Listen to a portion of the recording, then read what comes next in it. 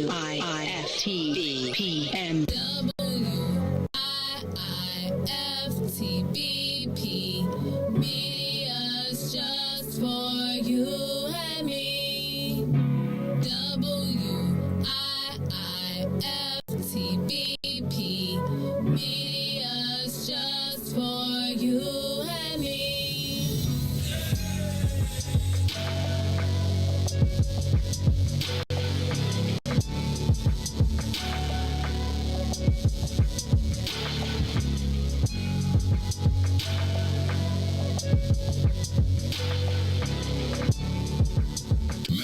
Jackson. If you could make up a social media holiday, what would it be? Randy said National Don't Let No One Put You Down Day. No one. What you gonna do? So when they say something crazy, you slap them? Be like me said.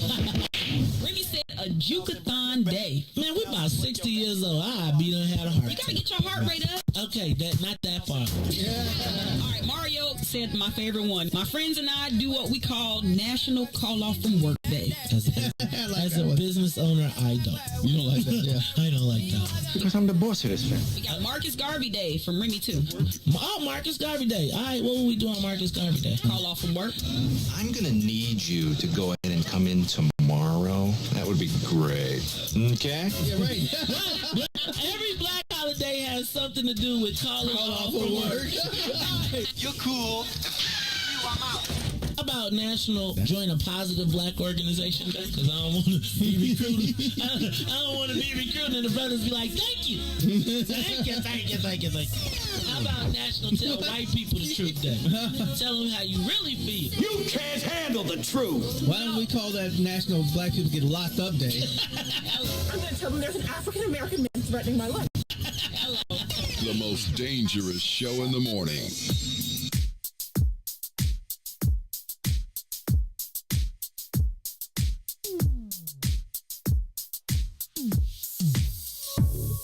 I don't know what you did, but you did it right. Girl, you make it look so easy. Everywhere you go, there's turning left and right. Can't say you a dime, you're a 20 piece. Cause girl, you're all the reason I be acting funny. Everything in me telling me don't let you get away. And all the guys looking like they wanna love you. Every day I'm your body got not over my dead body. Why you gotta look so good? Why you gotta look so good? Why you gotta look so good? With your hair done, nails done, when you put that clothes on. Why you gotta look so good? With your hair done, nails done, when you put that clothes on, girl. Why you gotta look so good? I can look and see you're not an average chick. You're shutting it down everywhere you go. Girl, I want you as bad as I wanna check. Cause you're sexy from head to toe. Girl, you're all the reason I be acting funny. Everything in me telling me all that you get away. And all the guys looking like they wanna love you. Every day I'm your body, got not over my dead body. Why you gotta look so good? Why you gotta look so good? Why you gotta look so good? With your hair done, nails done, when you put your grown on.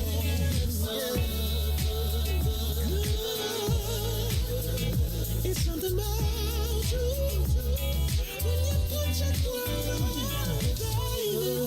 When you're waking up straight out of bed, girl, why you gotta look so good? When you're at the job just taking a break, girl, why you gotta look so good? In the club turning up, why you gotta look so good? On the dance floor, giving more. Why you gotta look so good? Why you gotta look so good? Why you gotta look so good? Girl, you know you be killing them when you be getting your own woman. No, why you gotta look so good? With your hair done and your nails done, when you put that grown on, girl, why you gotta look so good? Girl, why you gotta look so good? Why you gotta look so good?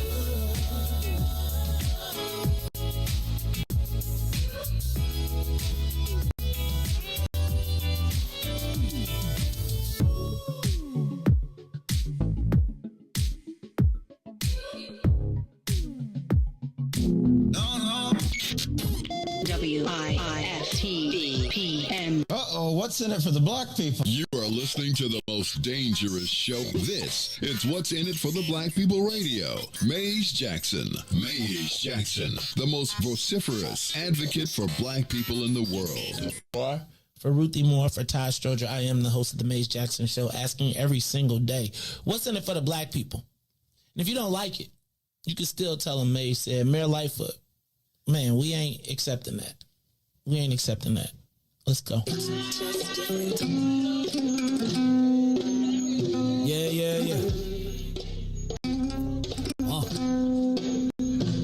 Let's get down to business and go ahead and address the facts, man. Lightfoot seems more lesbian than black. Rahm Emanuel's another case. He was just as tired. 50 closed schools left much to be desired. Police had Anjanette naked on that body cam. They suppressed the footage so it couldn't touch a lot of hands. Reminds me of that 16 shots in that cover-up. Both of them similar, so I went and dug it up. George Floyd killed, a lot of riots happening in town. Southside burned and they wouldn't let them bridges down. Grandmother sick, need a prescription and plus a couple groceries. You gon' have to travel just to get it now. COVID-19 out here shutting all the business down. Not enough SBA loans to even give around. So many failed businesses that you could put them in the pile. If you don't survive the pandemic, it's gon' sit you down. We sing, dance, play ball, entertain, and crack jokes. Government infested black neighborhoods with crack smoke. System that milked us so bad, we got lactose. Still trying to find out what's in it for us black folks. We sing, dance, play ball, entertain, and crack jokes. Government infested black neighborhoods with crack smoke. System that milked us so bad, we got lactose. Still trying to find out what's in it for us black folks. Shout out to Willie Wilson, hope one day you get to send it.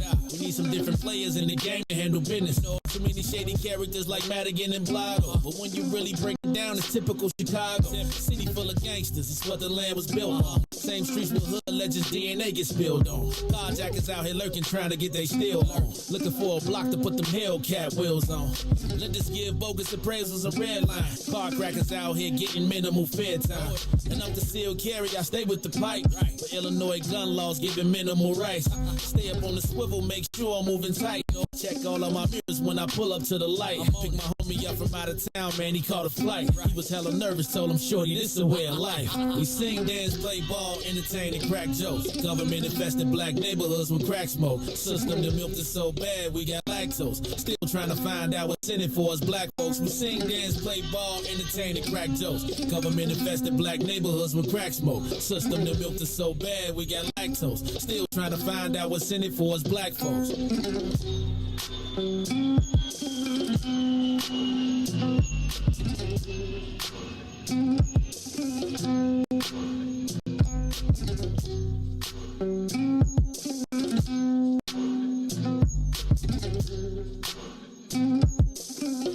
Wake up, Chicago. Wake up, world. This is the Maze Jackson Show on a Friday. That's right, Friday. Dang nabbit. It's 2 days away from payday. It's 3. 29th, 30, 31. See? Oh, so Monday.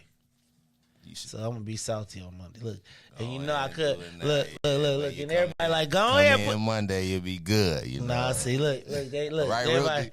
Nah, look, they trying to get the weekend, Friday. They ain't no just got paid. Now you know. Now, if it was let me say, if the 31st was on Sunday, you might have got me. You might have got me. It is on Sunday. No, if the first though. If the first was on Sunday. If the first was on Sunday, okay, you might have got the me. 31st. Okay, yeah. Yeah, you know, hey, you know, and you know, it'd be like, and I'm not suggesting that this is you. I'm not even suggesting that you depend on this check. But I remember when I was a young up and coming businessman, and everybody would be like, "Man, can you please pay us on Friday so we can have a good weekend?" And in my duty to them, I would be like, no, because just think about on Monday. You know how you come in on Friday? Because it used to be they would be asking me for a loan on Monday. Oh. What? And have a weekend. Now, come on now. I ain't gonna lie. I have been in the times where I've been like, I'm gonna live for the weekend, and Monday be like, Jesus, what was I thinking?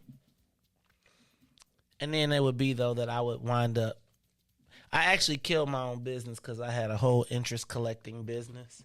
So when you blew your paycheck, you could come to me, but I needed 20%.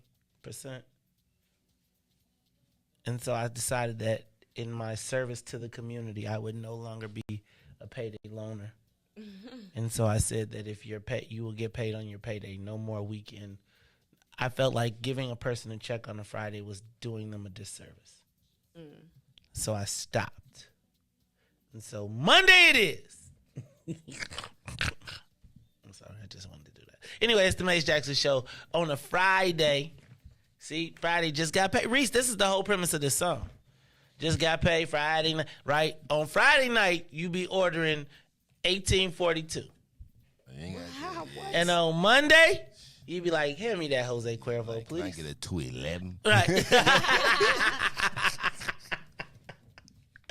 Man, you be, but let me ask the question. Do you, like, when do you feel, we gonna do this for Tell Me Something Good Friday. We want to know when you feel the best.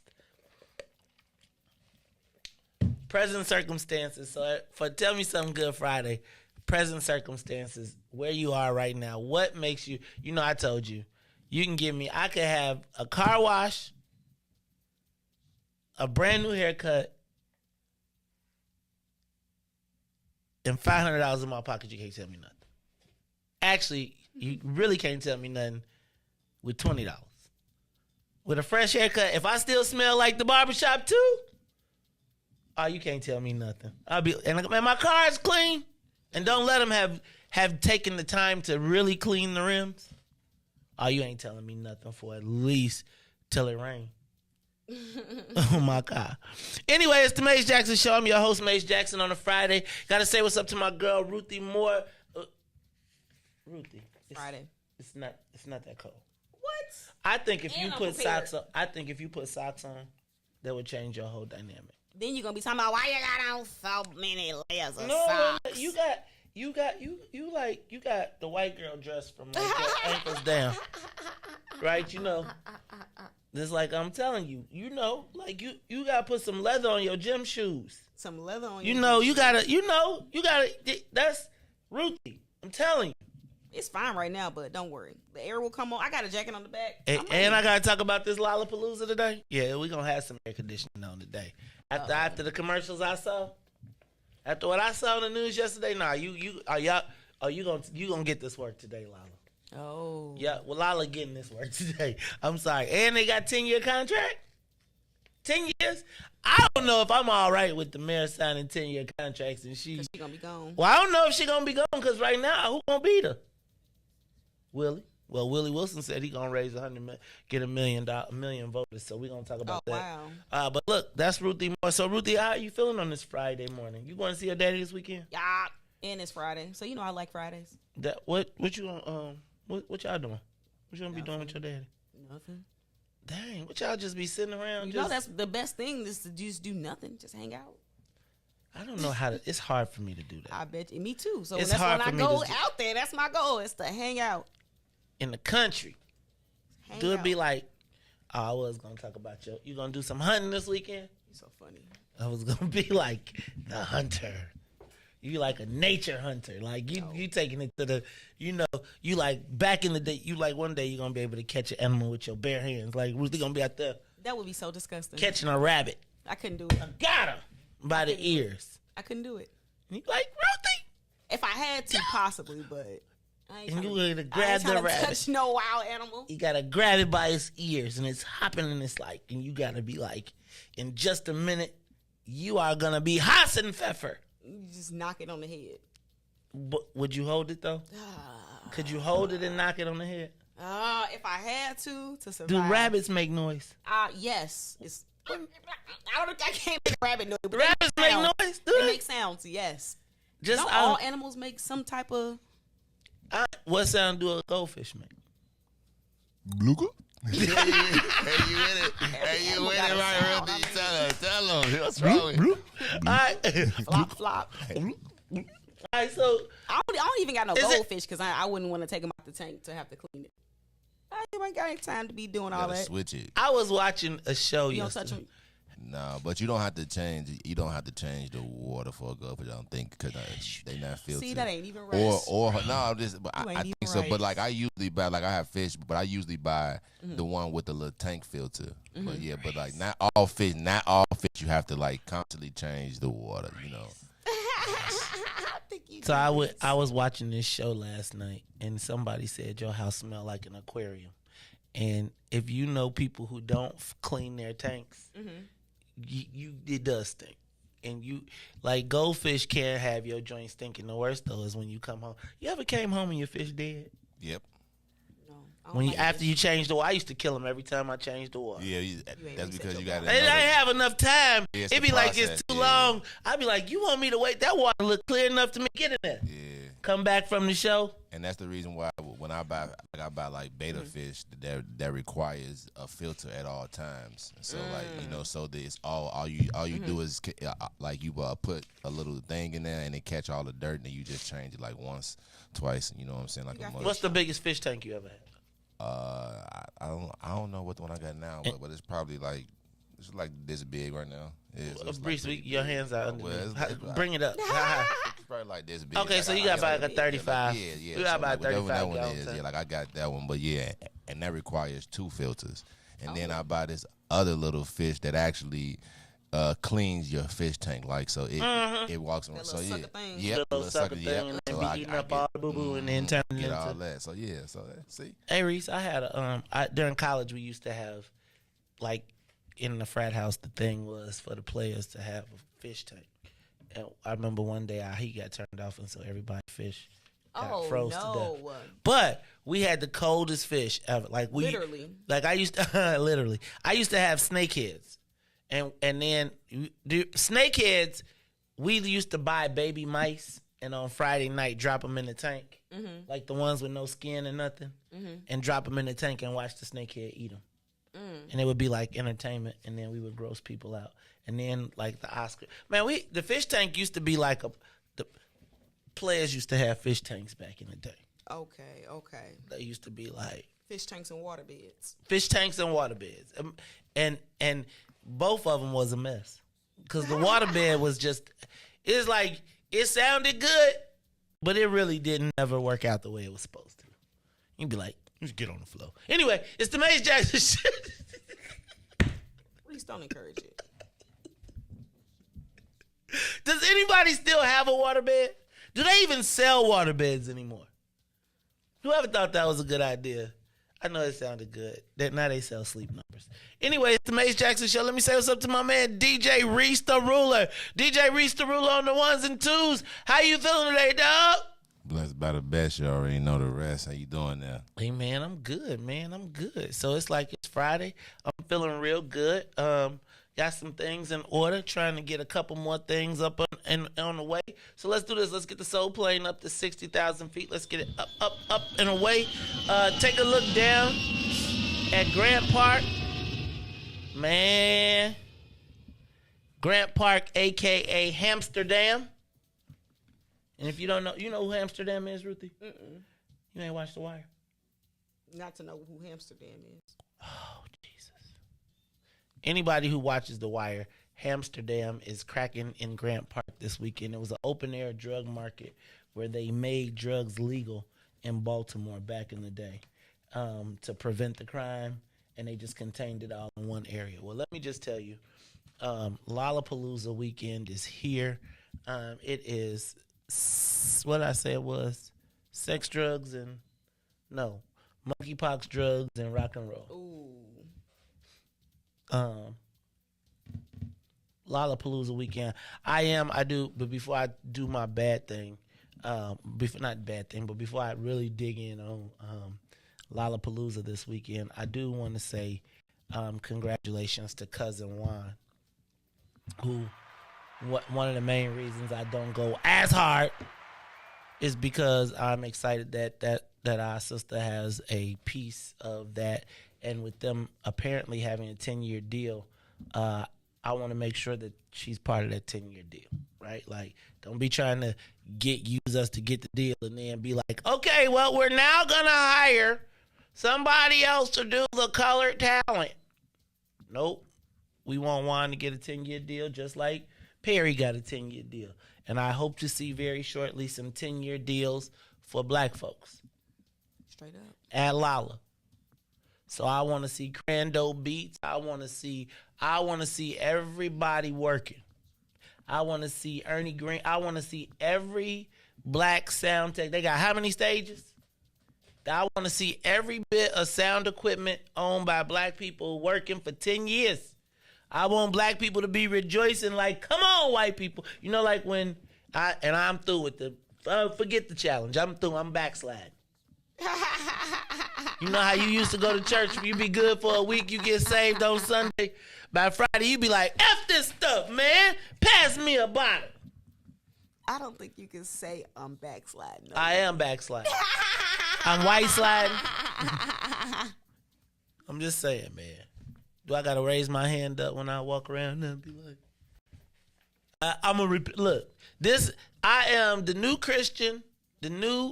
Christian on Friday.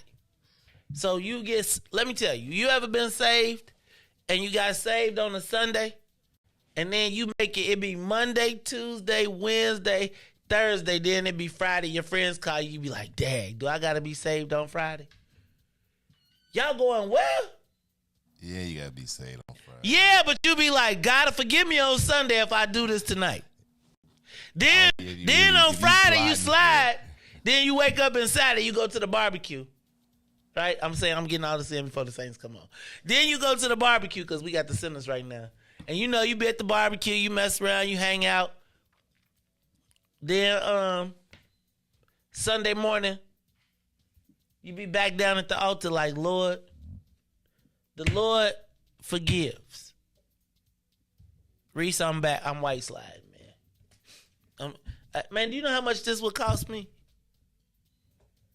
Riis, I'm going to put my kid through college on that. You can do it. No, Lord, I'm going to ask the Lord for forgiveness and we're going to start the week over on Monday. Just got to say just say, I think you say Caucasian is not. Just, Monday. We got to come back on Monday. I'm backsliding this weekend. You know, once you get it in, you be like, I'm all the way in. You be like, if I got to pray. You get that little hit. You like, right. My bad, Troy. I might well go ahead and do it. Right. Man, I already, look. Then do you be asking yourself which things are sin? Right? Like, so wait a minute. If you got to ask. Wait, but I'm saying, like, when you get saved, can you still smoke? Not at all. None? Hold on. Riis, you used to tell me you could go to church. You can go to church, but nice. But you can't be saved. You can't go to church with your cousin and be saved? Nah, them the people that just need to be in the church. But nah, you can't go to church with your cousin. Yeah. He can come, but like you just gotta tell him like I'm going to the safe side, cause you can go up to the balcony, you know what I'm saying, but I'm going to the safe side. Man, I'm here to tell you what is going on. Is this Mr. Ruthie Daddy? This Pookie Crack. Oh, I was like, wait a minute, Ruthie. Hold on, Pookie Crack Cakes? What do you mean Pookie Crack Cakes? We got Pookie Crack Cakes?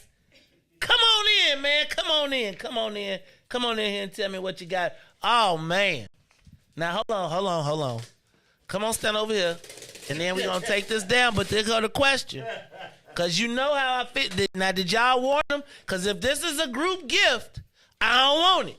And he gotta have double. Right. I gotta have 2 times whatever anybody else get. So hold on. Now I'm just saying. Come on in here and tell me about these Pookie Crack Cakes real quick. Hold on. I don't want you breathing on Ruthie coffee, so I'm gonna put this right here. Sit right here in the chair real quick. I'm gonna let you go on ahead. Let me take this down, because then we can go on here and have us a real quick moment. Because I seen these on the internets, and I was like, wait a minute, is that caramel? Is them pecans? I think I'm gonna need one of those. And then some kind of way, I think what your name is Janessa and my sister both told me. Now, first of all, tell me here. Let's do this, Ruthie. I'm moving you around just a little. All right, scoot up to the mic. There we go. Tell me your name and tell me what exactly is a Pookie Crack Cake. Well, my name is September, and that's what everybody know me on Facebook as September Petty. But Pookie Crack Cakes is something that my wife created. This is something my wife created. I mean, amazing cake. She started in 2015 with it. Okay. It wasn't this at first. It's a whole cake. Mm-hmm. So for about 5 years straight, she sold one cake, and it was this cake. It sold out every time she made it.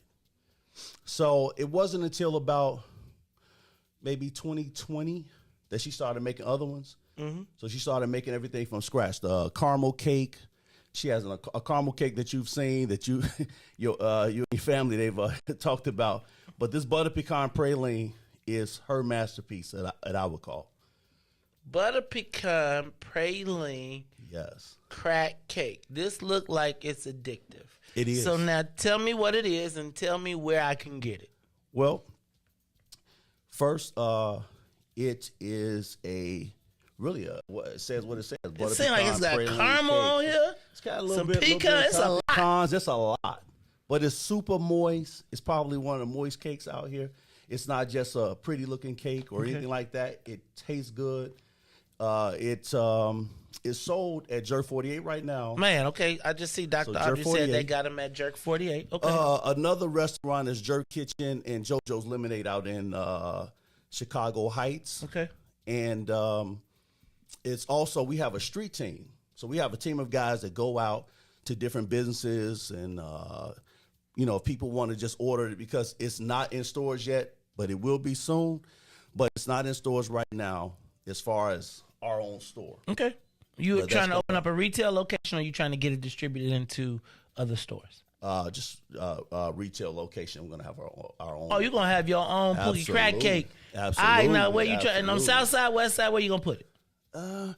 Right now, I'm thinking Bronzeville is going to be in Bronzeville area. You got the highlights. So we got to. Yeah. So now tell me, how much does a Pookie Crack Cake cost? So at Jerk 48 in store, it's $11.99. For a whole cake, for this piece? No, for that piece, and that's a nice size cake. When This is $11.99. $11.99. It tastes. So you got to eat it in slices, or you eat the whole thing.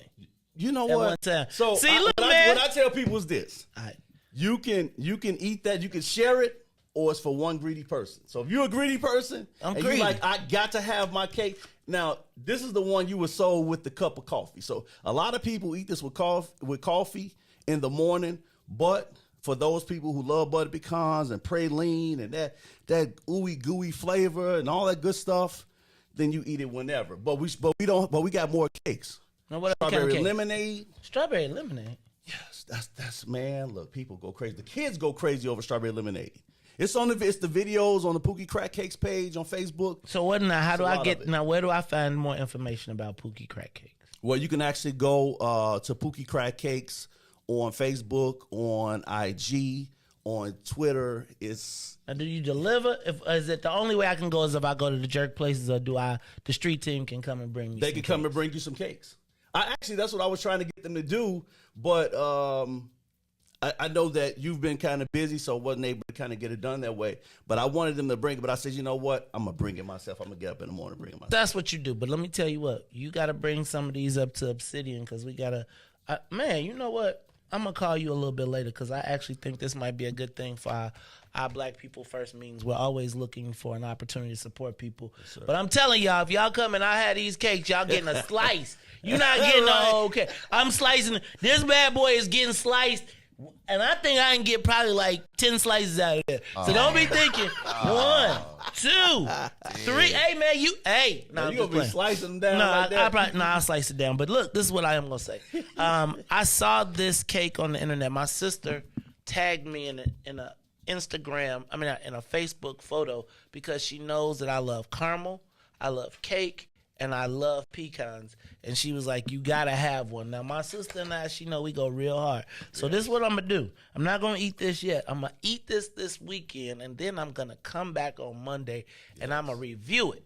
Yes. And then what we also got to do is we're going to have you come to some of our events. We got a couple things coming up where we'd love to have you come out and check it out. We would love All to right, be there. tell people one more time how they can catch up with you. You can go on to Facebook at Pookie Crack Cakes. And you can go to IG and you can go to Twitter, and all of them is Pookie Crack Cakes. And you'll see it. We've got a pretty big following right now. A lot of people have really been reaching out, so we thank you. And Maze, I had to bring it to you. Man, I'm going to tell you, I'm honored that you brought it to me, and I can't wait to eat. Did you bring them some? Because these look like these. You just going to take those? I know. Look, I'm trying to get you some, brother. This how it go, right? Look, y'all better tell these people how it go around here. It's one for you, one for me. 2 for you, 1, 2 for me. 3 for you, 1, 2, 3 for me. Now, I'll tell you what I'm going to do. I'm going to do my best on Monday to bring you, brother, we have a cake called, it's a chocolate Oreo dream. Ooh. I'm gonna bring you the chocolate Oreo dream. This man. what we gonna or do. the red velvet, whichever one. I'm gonna let Riis and Ruthie split this one. They can split this one. I'm keeping this one.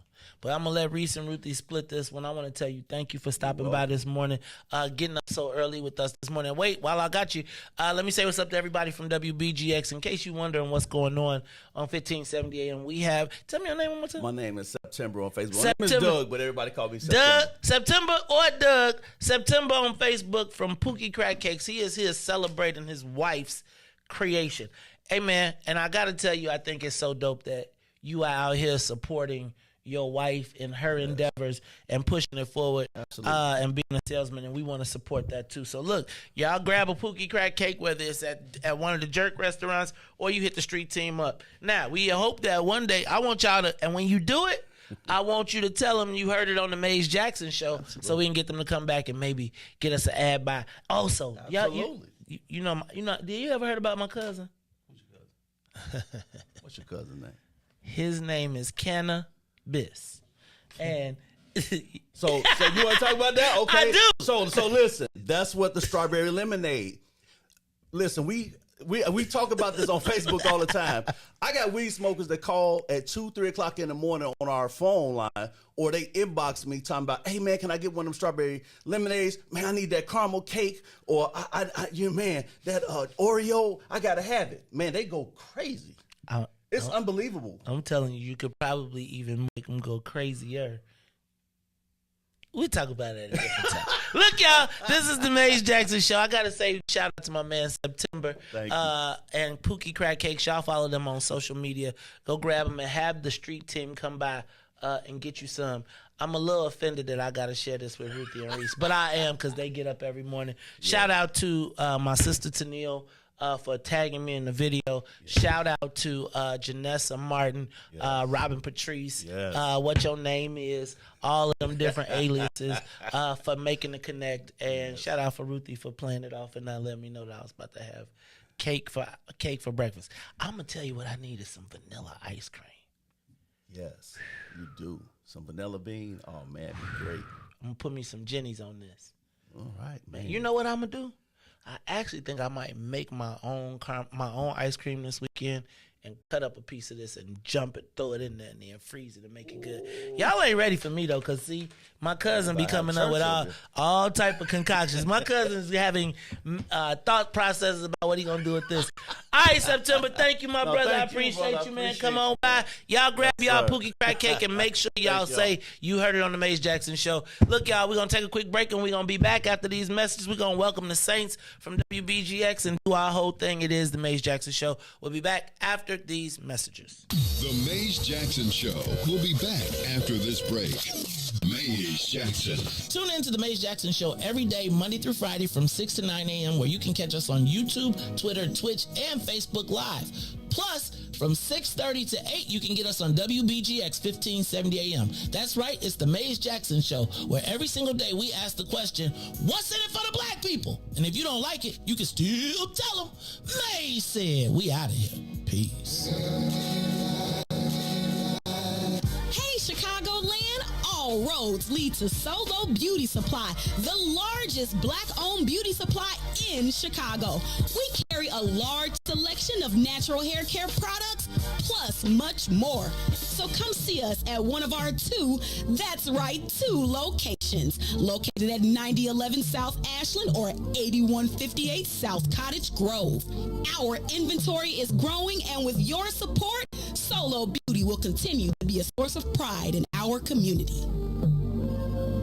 And now, traffic and weather. Yo, who said devotion had to be sad? Yo, check this out. The Lord is my shepherd, and I want. He's making me to lie down in green pastures. He leads me beside the still waters. He restores my soul. God's gonna turn it around. Come all the way with me. Good morning. What's in it for the Black People Media family? The time is now 6:40 a.m. I'm Riis the Ruler with your Chicagoland area sports, traffic, and weather update. As we head over to sports, the Chicago Cubs been hot 6 games in a row, but get cooled off last night after an error cost them 3 runs, losing 42 to the San Francisco Giants to end their 6-game winning streak. Head over to the Kennedy. O'Hare to the Loop will be 22 minutes. Outbound to O'Hare will be 17 on the Edens. Going in both directions will be 28 minutes. Eisenhower, Thorndale to the Loop, 33 minutes. 30 minutes back out to Thorndale. On the Stevenson from I-355 to the Dan Ryan, 51 minutes. Outbound, 32. The Bishop Ford, I-80 to the Dan Ryan, 32 minutes. 24 minutes to I-80. The Dan Ryan is 16 minutes to the Loop, 11 minutes to 95th. On DuSable Drive South, 55th to Jackson and back will be 7 minutes and 8 minutes north. Randolph to Bryn Mawr and Bryn Mawr to Randolph. Today's weather, it is currently 64 but sunny. Today will be a high of 79 with a low of 64.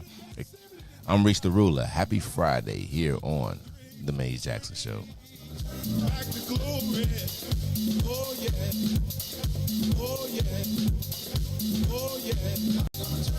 Come all the way with me.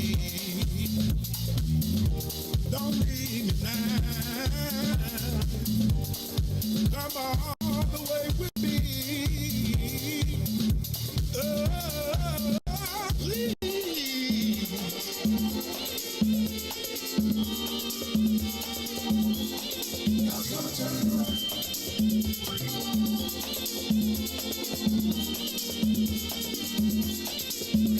You are listening to the Maze Jackson Show. I'm your host, Maze Jackson. Got my man DJ Reese Thriller and my co-host Ruthie Mizzo for Shizzo. And who coordinated this?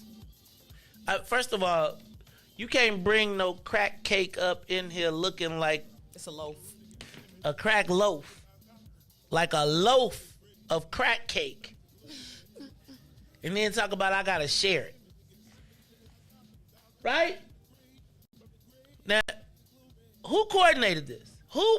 Because when he came in with the box, I was like, I hope he got 6 cakes in there.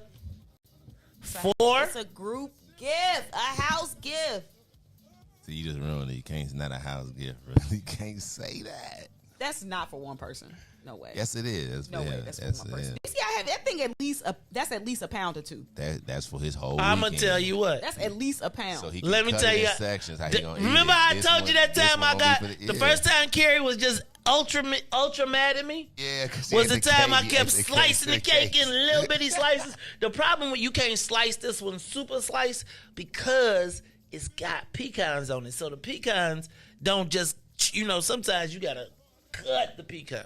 Carrie, this your Carrie best not seeing time none to of do this. it. This the Carrie best ain't time seeing to none get of it this. back here. She ain't seeing none of this. She ain't. It looks so good. She ain't seeing no parts of this. You It's just cut it, Carrie, no and leave him a little part. slice. It is dense. Now That's what I not got, for one person. No way. that's why I said like you could. That's a house gift. See, you keep them cakes. I'm telling you. I could tell you this. I do believe that if like we were at the house, I could cut this into 4 slices, and everybody would be okay. Everybody would be like, "Ooh, that was nice." Yep. That's And then all you you put a need. dollop of ice cream on each one.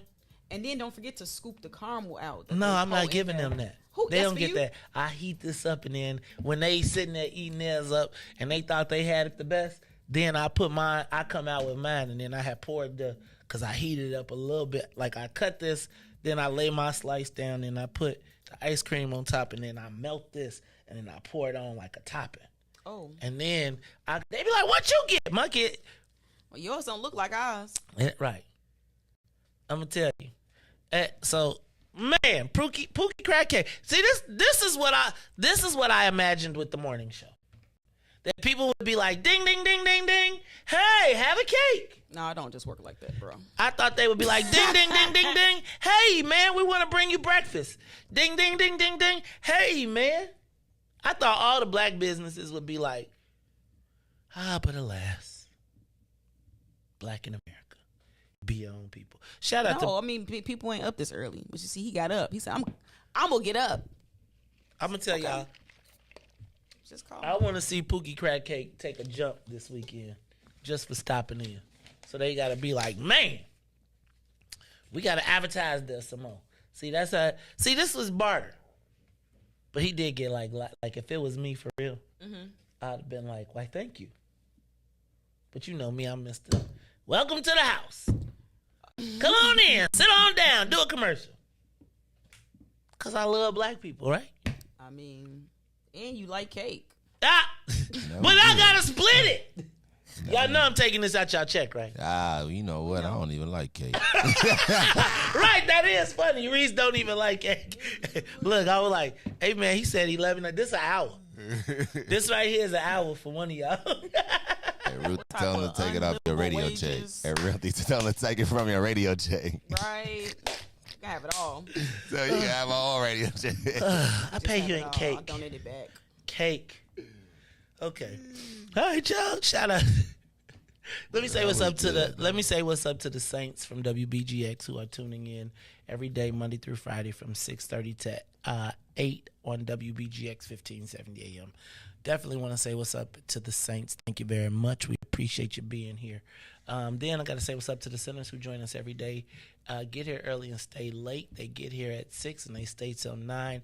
And they catch us on Facebook, YouTube, Twitter, and Twitch. See how I did that? Twitch. Oh.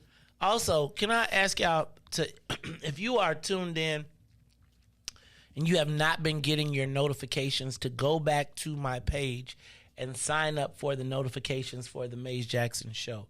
Facebook switched the platform, and so some of you are no longer getting notifications. People was like, they was feeling personal, Ruthie. Talk about Maze unnotified me. He don't want me to know. Family, I want everybody. If you know me, then you know that I want everybody to know.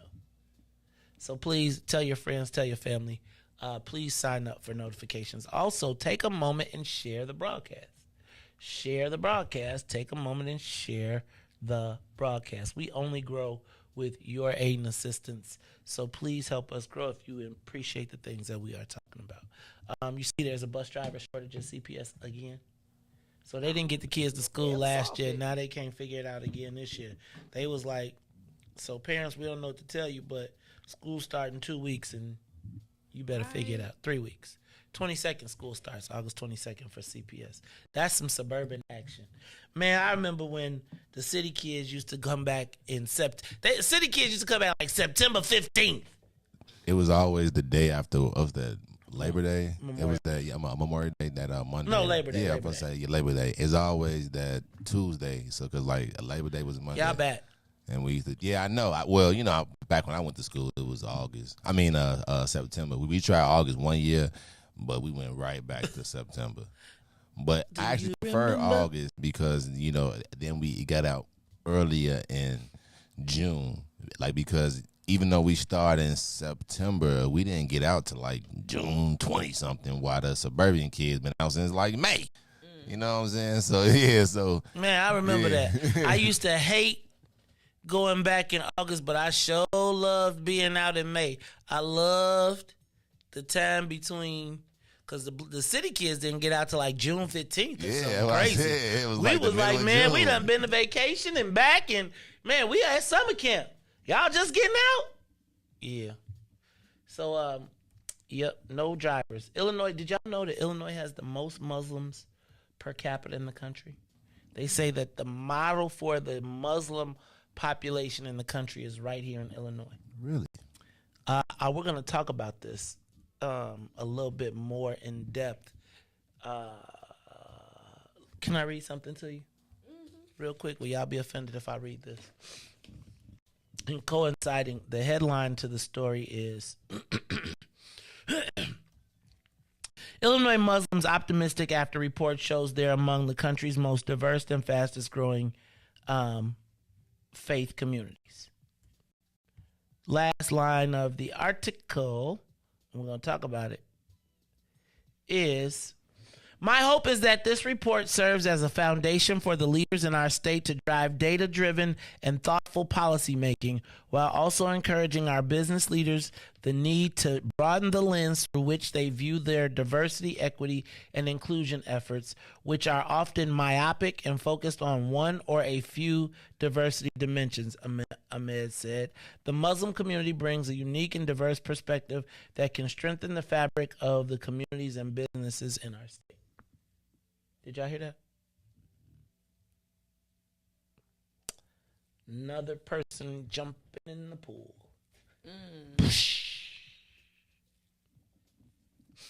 Did you hear this? Let me say that one more time, because I don't think you was listening. My hope, and when I read this, you were going to be like, I knew it. Here you go, one more time. My hope is that this report serves as a foundation for the leaders in our state to drive data-driven and thoughtful policy making while also encouraging our business leaders the need to broaden the lens through which they view their diversity, equity, and inclusion efforts. Here's the key, which are often myopic and focused on one or a few diversity dimensions. I'm going to break that down a little bit more a little later on because he was writing that from Lincolnwood, Illinois, one of the wealthiest communities in the, right? And I want to remember Loretto Hospital? Mm-hmm. Remember the community? Oh, yeah. And I wonder. They got them vaccines? Mm-hmm. And the diversity and inclusion and who led the exclusion of the diversity and now who's the myopic group? Who's the two couple of diversity? We're going to read that. Like I felt like this was kind of, so I would like to talk to someone, and I really want to start opening up these dialogues with the people that say that I want to have these conversations, because that statement is disconcerting for me. It really is. It seems as though, man. And then when they talk about data driven and all that stuff, it's like we do better with this. Why are we spending our resources on a depreciating asset? We're the future. And I'm okay with everybody fighting for theirs, but I just need for y'all to understand that there was a... Okay. Pause. All right. Nope. See? So... See? Go ahead. Data and data manipulation is a thing. And I always talk about how we need more Black people to work in research. So I just looked up the study that this is based on, and it is...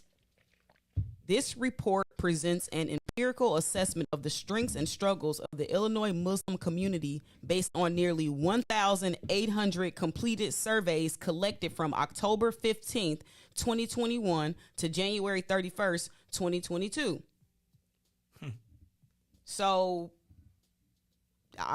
what else do we need to talk about? 1,800. Yeah, I'm done. Okay, so this is why we need more people working in research and being able to lead these studies at these major research institutions, because then you can create these studies based on 1,800 people and change your whole outcomes, and then use that data to make demands. That's how this stuff works. But they use us. I'm about to just drink my coffee. But 1,800 people. So I would encourage people to, anytime anybody talk about studies and data, go look at the actual sample size. 1,800, that ain't a lot, in my humble opinion. Unless I'm tripping. I could be tripping about sample size percentages, but you ain't getting no outcomes based on those 1,800 people now. The only 1,800 I want to hear about is the liquor. So, we're going to come back to that, because at the same time, did you see the video of the young Muslim teen that was beaten brutally by the Oak Lawn police? Did you see that video? Mm-hmm. It was interesting, because I feel like we already know what time it is about Oak Lawn. Look, Oak Lawn, look, bro, 10 and 2, 30 miles from when you get off at Harlem, from Harlem all the way to Western, it's 10 and 2, baby. 10 and 2. 10 and 2, 30 miles an hour, don't even play. Chicago Ridge is a trap for Black kids. Everything on 95th from Evergreen Park. If you stop in the parking lot, if they check the parking lot plates, if you ain't got a sticker, they checking everything on your car to write you a ticket. It is already set up. But that video of they stopped a car of a Muslim teenager. They asked everybody to get out of the car. Now, they stopped them for a cracked windshield, for too many people in the car, and was cracked windshield, too many people in the car, and the license plate was not attached to the car, to the front of the car. It was in the window. That then proceeded to 3 people being pulled out of the car, 1 running, caught with a gun, but they beat the brakes off dude. Fractured his pelvis, fractured his skull. He's got brain swelling, as well as multiple bruises and contusions. Now, he did get caught with a gun. Loaded, semi-automatic. It was a, what's that? I can't even think of it right now. Anyway, a 280. He had 3 bullets in it. They beat him down. Black woman captured it on video. Held a press conference. Over 200 Muslim leaders came, or Muslim community members came out to protest. The chief of police was like, man, he had a gun. What was he supposed to do? I was just wondering, dude, so I want to just talk about it a little bit later on in context. It was, does anybody join the protest with us? Like, when our people get, like, I feel compassion, but I don't know that that's our fight at all. Right? Like, we already know what's going to go down for you in Oakland. I tell my son all the time. So we'll talk about that a little bit later. Did you hear about Andrew Yang and Christine Ty Whitman? Mm-hmm. They are starting a new third party called Forward. Not left, not right, but forward. I want to talk about that in a little while. Joe Manchin gave Joe Biden a win. He finally agreed on climate, on the medicine, and like, I think that these people are starting to recognize that this joint is coming apart from the seams. And it's like they got to do something. And so they said Joe Biden wasn't even expected, and Joe Manchin called him and was like, yo, let's get this done. So we'll see how that works out. Shout out to Dr. Willett Wilson. Sent me a text last night to let me know that he is in the process of trying to register 1 million voters in Chicago. He said this last election just showed that the corruption, that everything in politics in Illinois means everybody doesn't want to vote, which seems to go towards that forward party thing, if you think about it. And then did you see Mayor Lightfoot? Mayor Lightfoot signed legislation.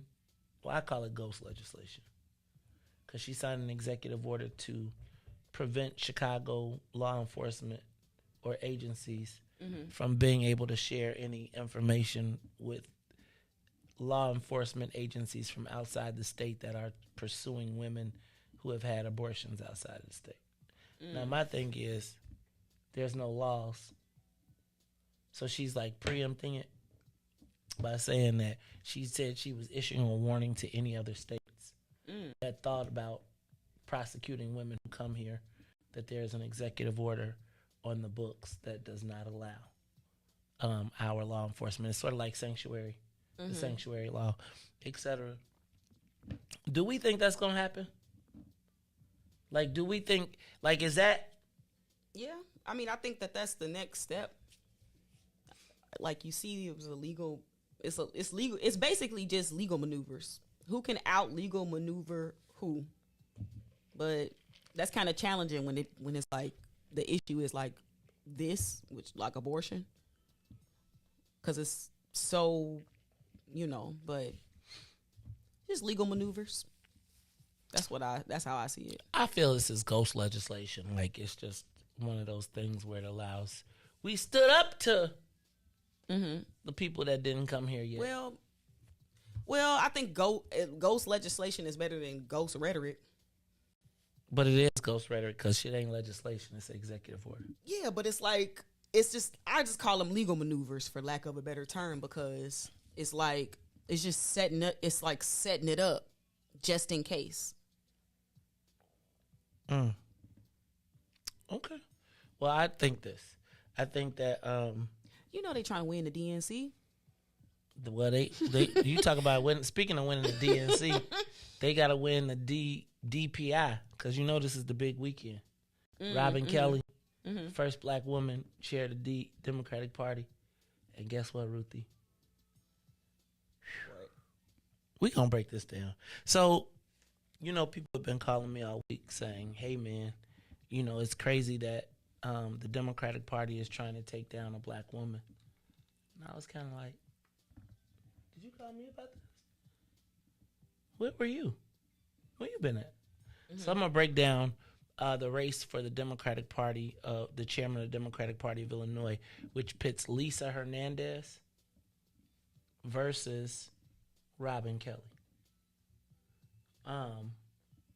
Two women of color battling out to lead the party. But they both are proxies, in my estimation, for a bigger war between two white men, J.B. Pritzker and Dick Durbin. So we're going to break all of that down. And then I'm going to just pose the social media question of the day when we come back. But then I want to get into Lollapalooza and some other stuff. Look, y'all, it's the Maze Jackson Show. Plus, I think Vince Bass is supposed to be coming in at 8 o'clock to tell us about the HBCU softball classic put on by Chicago Football Classic. It's going to be at Rainbow Beach this weekend. Ruthie, they don't want to play none of us, though. They scared. Look, I bet Ruthie could put a DePaul team together that'll whoop HBCU softball tournament. That's because they don't want to play the black people who went to PWIs because we'll whoop that up. What type of softball though? Like have you seen the news? Because like they probably play softball with a wiffle ball. Ooh. Nah, but you know how like them. Hey, these 16-inch and I believe 12 and 16. I believe you can't hit no college girl pitch right now. Like right now, like have you seen them pitch? Yeah, like I believe they pretty good. Are they pitching like that? Probably this not a double softball. wind up, just one underhand. This is not this is regular alumni. Okay, all right. This is alumni. I thought it was like actual. Nah, but if we put our U of I alumni up, alumni. U of I alumni, black alumni, be whooping HBCU. At 29, 30? I'm saying we'll be beating these HBCU alumni. Oh, yeah, we will. Nah, you talking about if they would. So if I'm saying, me and you are alumni. You're Eastern alumni. Right. I'm a University of Illinois alumni. And Vince is a Howard University alumni. And Craig is I'm telling you like this.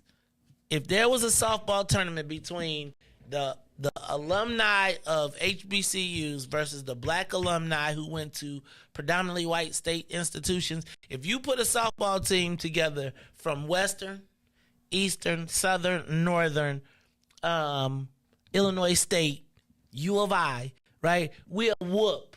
I'm confident we would whoop the Morehouse team, the Howard team, the Xavier. I don't even know if Xavier. They'll have Todd on their team. Todd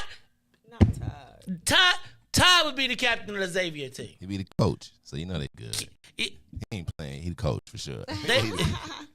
Hey, man, if Vince come on here today, I do want to issue a challenge because I do feel like, the HBCUs, the black people at HBCUs be walking around like y'all ain't experience no racism. I mean, we can always have a what's in it for the black people, like a little park activity day, get we a little could. thing, we could. Get your team. I saw somebody, I think I saw Chicago Normal was having a kickball tournament. Yeah, we should do something like that, man. Be good, right? Some money for like a good cause or something. Ruthie didn't invite us to be on her kickball team. Oh, she know we not good. Shoot, speak for yourself. I could play some kickball. Hey, let me tell you, the first time in life I ever seen kickball, I had to be like 8 years old, and it was on recess. I never knew. I've only played kickball one time in my entire life. You didn't that was we lived to play kickball at recess. Where would you? Hold on. First of all, you need what space. is what is recess? He don't know. Back in my school, we Ruthie, never had recess. Remember when I was talking to you yesterday? You had gym. Remember I was telling you about the experiences, right? Gym. He was busy running around. We had indoor kickball too, and it was a kick. The indoor kickball home run was if you kicked it over. You had to kick it from the home base to the top over the line at the gym. We never had a place to play kickball at my grammar school, and we never played kickball, and we had gym. Riis once explained a week, so much. We had gym every day. Took attendance and rolled the balls out. And y'all didn't have we had 3 days a week of physical fitness, and 2 days a week of activities. No, 3 days of activities, 2 days a week of physical fitness. So we had more than softball. one day. We had gym every day. Oh no, they ain't give us. We had gym every day, and you used to be mad if you had gym in the morning because you was busted for the rest of the day, right? So all the sisters would be mad because they had gym. If you had school, in grammar school, we had gym and art, art, and music. Day? It was one of the three: gym, art, or music. Really? Gym, art. We had recess every day though. No, we never. We had recess. Like we had lunch for 15 minutes, and then you had 20 minutes to go outside and run around, play, hit the play set, all of that stuff. Yes, I just feel like this is Ruthie. See, this is what I'm talking about. I mean, we live in a world where like you got to mandate recess. Like that is unbelievable to me. You got a man. That is crazy to me that they don't let kids go out. Now it's crazy that they be talking like the fact that recess is a necessary tool of growth. I think that's probably part of the millennial problem. Y'all ain't had no damn recess, so y'all they had recess. It just looked different than it was more like free time. Yeah, I know. Yeah, like in my generation, I can't tell you like we didn't, and I like all my friends. It was never like a recess. You had like until you went to high school, you had gym once a week. And then, like she said, like you probably had like a free time, like Friday or something. That's you get like free time in the class, and then like I remember my free time playing spades or something, like 5th, 6th, 7th, checkers or something. I had recess. No, I learned the fundamentals of Foursquare. Yeah, I mean, right? That was home. Recess was like that's necessary. Like to me, you learn so many life skills on recess. Like you have to be in a suburban. Like I'm the only if I heard about recess. Shout out to Bolingbrook. It was all my suburban. If you went to CPS from the time I went to, I'm born in '88. I'm telling you, I know you're gonna say we didn't have recess. We had gym once, and then we probably finished our work and had like free time in the class or something. Man, and we had study hall. Nah, so you had study hall. You had gym. We had 9 periods a day? Was it 8 periods? In high school, we had. High school, we had 7 periods. But no, we had gym. Twin, if you out there, didn't we have gym every day? I know in high school we had gym every day. And I think we had gym 3 days a week and then 2 days of activities. Right, that's what it was. It was gym Monday, Wednesday, Friday. And in middle school, though, we had gym every day. No middle school. In middle school, we had middle school in CPS. 6th, 7th, and 8th. We had gym every day. Middle school in CPS. You get from kindergarten, and some schools may have a pre-K all the way up to 8th. Okay, that's what you getting. You talking about some middle school? What? So you gonna graduate from 5th grade and go to 6th, and then you didn't graduate from again? 5th. You didn't graduate from 5th. You just left 5th grade. You left 5th grade, and then when you left 5th grade, you went to another school, which was 6th, 7th, and 8th, which was. Hey man, I think it's necessary. Though, can I tell you what? Let me tell you why I think it was necessary. Because of maturity, right? Sure. I do not want a kindergartner or a 3rd grader in the class in the same school with the 8th grader who is reaching his what up, man? No, hell no. 8th grade, 6th, 7th, and 8th, and then you graduated from 8th grade, which was like a whack graduation. It was like you had it wasn't whack because it was essentially like you graduating from 8th grade. I guess that's ours is different because our 8th grade graduation was a big deal. Big because the last time we graduated was kindergarten. Well, see, right. Well, that's the last time we graduated. Yeah, but like we kindergarten and we've been in the same school since, you know what I'm saying? So it was like, which then like in 6th, 7th, and 8th was like in 5th grade was 4th and 5th is when they prepared you to switch classes, and then 6th grade you had it all down, and then that was 6th grade is when they started tracking you. Like they was like, oh, you going this way, you going this way, oh y'all, like yeah. Anyway. It's the Maze Jackson Show. I don't even know how we got to that. I really don't know how we got to that. But anyway. We talking about the CPS and all that. And we always be talking about CPS, man. Y'all got to say the children. I bet you some of them white schools got recess every day. Hey, I bet you. I mean, I can't even imagine what it would be like for a kid. That's part of the reason they probably shooting each other. Stay in the class. No, you've been in the class. You've been in school all day. You don't never had no chance to let it all out. Let me tell you, a lot of stuff got resolved behind the play set so that by the time you got out after school or you knew on the playground what was happening after school, not on school ground. Stay in class. You lucky I'm on school ground. I don't know. A lot of mess happened at recess too, though. Like what? Catch a girl, kiss a girl was on recess. I mean, just bullying. Setting up the fight after school, like a lot of, because it's really you kind of unsupervised for the most part. So I can see both sides of it. It was like being on the yard. Recess was not all sunshine and roses for some young people. It wasn't all sunshine and roses for me, actually, because remember, some people hated it. They might not have no friends to play with. See all the no and friends that's why they people. took it out. That sound like why they took it out, so they don't want to hurt nobody feelings. Well, that's why they made it more structured. Like I could see that. No, but my thing is my thing is the playground made you then find your niche, right? It was like, I don't know. Like I feel like the playground was traumatic, but it also made me learn how to code switch, right? Because remember, I was in class with all the white kids. And so when I hit the playground, at first it was all good because I was the playground terrorist. Because I was the black kid from the city till 5th grade. Then it was like... You've been here long enough now. You're a suburban, huh? Right. Because then all the 4th and 5th grade, then the black people who came in who was like, man, we ain't... They weren't on there nothing.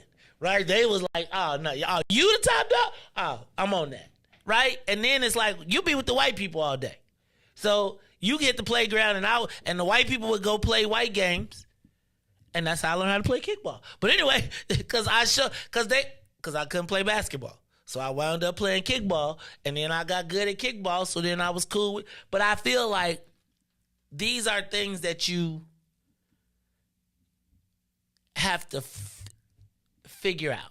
Like I feel like everybody wasn't a superstar celebrity, and everybody, like I look back and I'd be like, man, I wish I was as cool as this person. I wish this person had a rocket in 5th grade. And I'd be like, but look at you now. Look at me now. Look at me now. Look at me now. Look at me now. They'd be like, could you come to my, look at me now. You see me on TV? Look at me now. So I feel like it all comes around. It's like you get your phases. Like the people that was the bomb in high school, well, like if you was the top dog in high school, like if you was, it don't always work out to be, like I'm glad I peaked when I peaked. Let me just say that. I'm glad I peaked when I peaked because, boy, you know when I was in 8th grade, I wanted to be light-skinned so bad. I used to be like, please, God, could you please? I just want to be like Michael Beads. He did it to Michael Jackson. Why he can't do it to me? Right? And Michael Beads looked like Michael Jackson, and he got all the girls, too. Because he had a curl, he was light-skinned, and he could dance. I was like, God, why I got to be smart? How he looked down? Please, God. You're preaching that, dog. He's still the man, though. It's the Maze Jackson Show. Let's take a quick break. And when we come back, I'm going to touch the social media question, but I really want to talk about, do you watch the news at night? Do you know, so I know Cheryl Burton don't like me, but I really do like Cheryl Burton a lot, right? I really do. I think, like, I feel like she is, like, the epitome of, like, class and style on the news, right? Like, she, you know what I'm saying? But yesterday, I saw Cheryl on the news yesterday, and I was a little bothered. She was encouraged. What? You remember when I used to just say no? Mm-hmm. Now I'd be like, just say no, maybe. What you talking about? Lollapalooza. We're going to talk about it all when we come back. It's the Maze Jackson Show. We'll be back up. What Cheryl got to do with this? It's the Maze Jackson Show. Because when I saw Cheryl on TV, I was like, this is not good for black people to see. And I feel like she is a role model. So I feel like if I see her saying, well, test your fentanyl. I'll be like, wait a minute. Because if it's she... Anyway, we'll talk about it all when we come back. It's the Maze Jackson Show. Maze, Riis, and Ruthie. After this. The Maze Jackson Show. We'll be back after this break. WIIFTBP. Media's just for you and me. WIIFTBP. Media's just for you and me.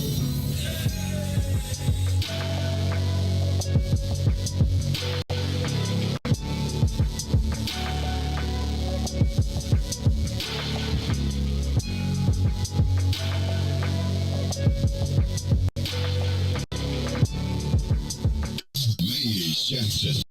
Uh-oh, what's in it for the black people? I want to know, is there an offensive black people list? Who manages it, and do black people have to honor it? Maze. You're Uncle Tom. That's why you're an offensive. And the reason why you're Uncle Tom is the real story of Uncle Tom. How he worked for his freedom, and then the slave master reneged on him and wouldn't let him get his freedom. So you know what he did? He left. You're messing with the church's money. You were smart enough to work your way off, so you offended the white folks, and then you offended the black folks because your ass left, and because they wouldn't. And who manages the left is both black folks and white folks, because if you see in that situation, the black folks is just as mad as the white slave owner that Uncle Tom left. What happens if you say that and someone gets offended? You ran off the plantation, brother. That's why you're offensive. That's all I got, brother. Keep being offensive. Thank you. Maze Jackson.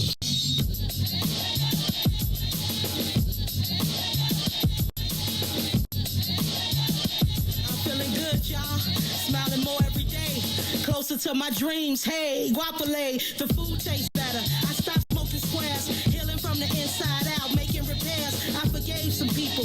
Thanked them for the lessons, cause holding on to it was blocking my blessings. No more stressing. Worry dishonors God, so I don't. I just pray, and I'm loving my odds. Mingle with like minds, gravitate where light shines. Graduate, masters, your rhymes ain't like mine. Big Dank from the west side. This is my best self. Taking vacations, hoping the rest helps. Got a career now, loving what's ahead. My spirit is free from the stuff that I shared. I feel good now, ain't that what life's about? Thank you for new days, something to sing about. Let's do it a new way, more than just talk about. Today's a holiday, that's what it's all about. I feel good now, ain't that what life's about? Thank you for new days, something to sing about. Let's do it a new way, more than just talk about. Today's a holiday, that's what it's all about. I'm feeling so good now, walking on higher ground. Got out the country, visit some new towns, made some new friends, let go of some bad ones. Soon as that took place, everything got fun. My lifestyle going up, opportunities showing up. I'm back where I want to be, no headaches and throwing up. Reconnect with the homie, it's positive energy, vibes and wavelengths. It's all about frequency. I'm back with my first love, it feel like the first time. I'm back in the studio, this ain't my first rhyme. I wake up every day, blessed as heavenly. Before I ain't say much, now I got much to say. Raise my credit score, got rid of some past debt. Heard that's attractive, well call me a magnet. Plugged into an outlet, living life outright. All on my Kid Cudi, focusing day and night. Right? Now, that what life's about. Thank you for new days, something to sing about. Let's do it a new way, more than just talk about. Today's a holiday, that's what it's all about. I feel good now, ain't that what life's about? Thank you for new days, something to sing about. Let's do it a new way, more than just talk about. Today's a holiday, that's what it's all about. Feel good.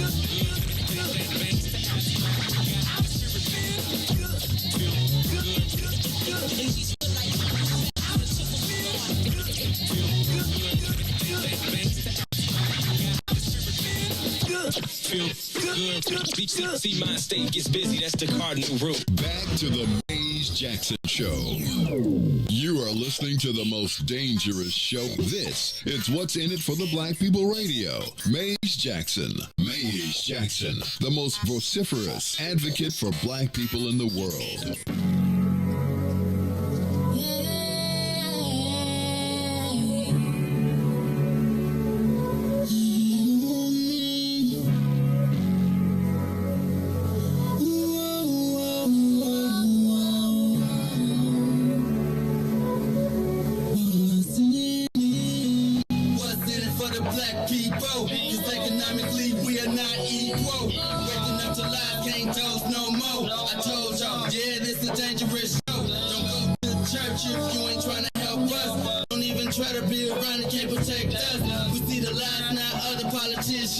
We need money and no symbolism. It's Maze and Riis and Ruthie and Ty explaining how we all come from God, giving us tools to beat the odds. If we united, our movement gon' stop. If they ain't trying to help us, they ain't trying to do nothing. We gotta do something, we gotta stop running. It's time to confront the problem. Really, you expect, you oppressed, it's all wrong.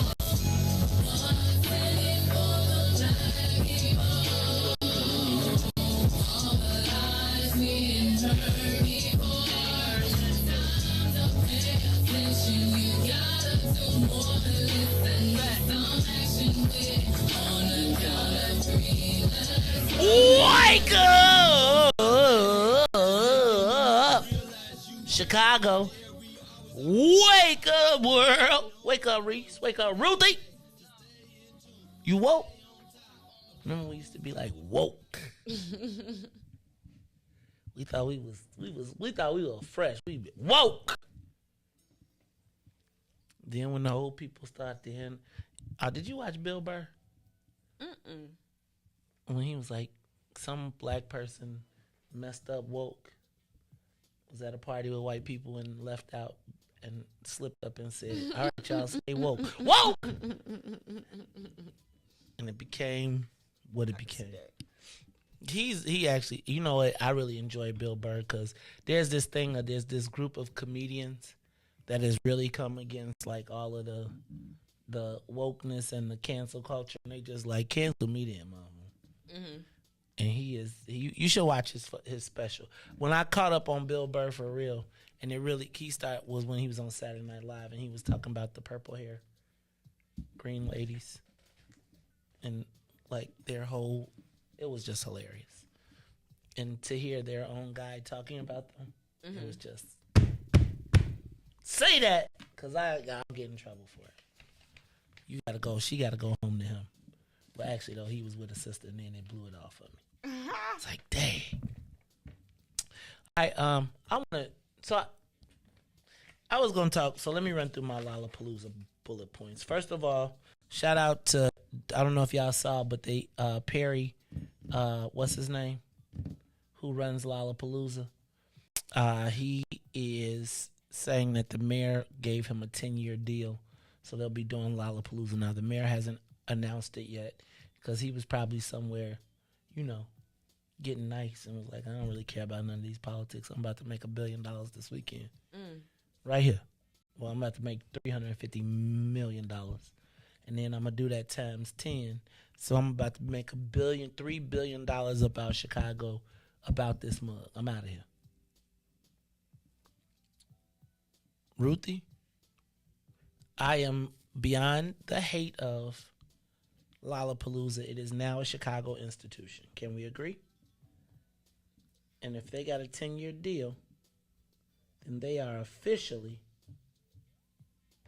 come on now, a Chicago institution. Mm-hmm. Right? Like, there will be, I was thinking about, remember when Lollapalooza was a rolling tour? And it went around, and then they stopped, and then they brought it to Chicago. Because wasn't Snoop part of Lollapalooza in the beginning? Oh, I'm not sure. Yeah, he was. There was a lot of black people, like Exhibit, and all of them were in it. And then it turned into, like, stop traveling around because it was too expensive. And then they came to Chicago. Rahm's brother got with it. They was like, let's do it in Grant Park, because nobody even thought Grant Park was feasible. Right? Like, you can't tear up Grant Park, destroy it, It is nature. It is the epitome. Is the crown jewel. Then we got the Millennium Park, and so then they was like, you can tear it up, just put it back. And they was like, well, if I'm gonna make $700 million, I give you $350,000 to put some new grass down. So they regrass the Grant Park every year. So the big thing I want to say out of the 10-year deal is I hope that this means that Cousin Juan will get a 10-year deal as well, and that she will be able to participate, and she will be one of the millionaires that is made from Lollapalooza. Okay? So that's going to be part of my Tell Me Something Good. But what I did notice was I wondered, what happened to the downtown curfew? Remember they didn't want the kids downtown? Did you know that in the ordinance they said that you couldn't be downtown unaccompanied unless you were leaving a ticketed event? So they wrote a law specifically to protect the $200 ticket holders of Lala tickets. So all of those black kids, so I feel like every black kid that's walking downtown after Lala is still going to be pulled to the side and be like, you know you weren't supposed to be here. So how does that work? Like, now I can't tell you what I realize it's a tourist thing, but like, I feel like Ruthie. I can't even say what I feel like. But if I was a young person from Chicago and I can't come downtown, but you can, for a $200 pass, I would feel a certain kind of way. I ain't gonna lie. Am I wrong for that? No, I think they're used to it though. Right. And we found a way to justify it. So we can't figure out, we figured it out. Because actually, if you spend $200, then we really don't care what you do. Now, maybe it's the violence part of it. Take away do you think if anything bad happens in Lala, we would hear about it? What? No. I think they'd snuff it. No. We'll hear about it. All right, because y'all social media camera people be like. But I think it's just people waiting on stuff to go wrong. There's people that's going to be listening to the police scanner around Lala, just waiting. Because everything is a story. But Ruthie. And people got time and the resources. I just feel like that. Y'all super bogus. Hold on. I got this information, dog. Okay. Anyway, so Lollapalooza, they said that the good kids, Mad City, were standing on the other side of the gate protesting because they weren't able to. They couldn't afford $200 tickets to walk around, and the young people said it was classist. I wonder what's the Lollapalooza donation to underfunded communities is. How many tickets do they give to? Like, how many tickets? Like, when they look at their zip code, do they say these are the people that would not ordinarily have access, and so we're going to give them? Like, how come I don't never see the multi-day pass? You know how, like, when the NFL be like, give us some kids so we could. That is probably not their philanthropy. It is this. Wastewater, emissions. I'm with you, but so you get locked out of your downtown for a weekend so everybody else could come down and do drugs and be safe? Well, they making money. Okay. So, it is with that in mind that I want to play this. We don't got to switch. It's in the switcher. I'd like to play this video that sincerely had me like, what the what is going on? Riis, Ruthie, I'm one of my favorite news anchors of all time. Even though she don't like me because I did say some bad things one time. Because she was like, I was like, can I take a picture? Mm-hmm. She was like, no. I was like, and it was like I had been overserved and El DeBarge was there. And so, my immediate response went back to I was drinking brown liquor too. So I was like, doop, doop, doop. That's what I said. No. All right. So, but still one of my favorite reporters. Let's play the video. Riis, here I go. It's into full swing. The Chicago Department of Public Health trying to prevent drug overdoses so people can pick up the overdose medication Narcan as well as test strips for fentanyl at department sites and some libraries. They are free to the public. Now, the health department is warning those experimenting with drugs to not use the drugs alone, also test the drugs and carry Narcan. Now, if you don't have a ticket and you couldn't go to Why you make that face, Riis? What? Don't do drugs alone. Bring a friend, test the drug. That's all I heard right there. I'm going to play it again. Play this again. Here we go. This is on ABC7 News. And I want you to look at the videos because the Chicago Department of Health has created signage. They are low. This anti-heroin stuff is Chicago branded.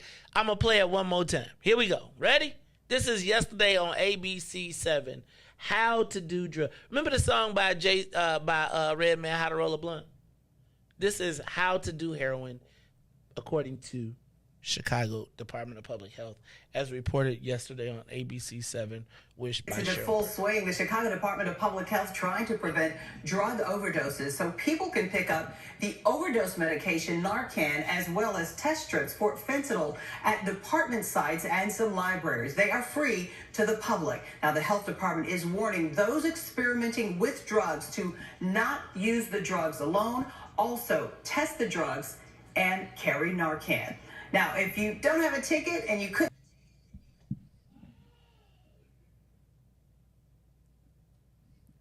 Give us a call, 872-259-7474.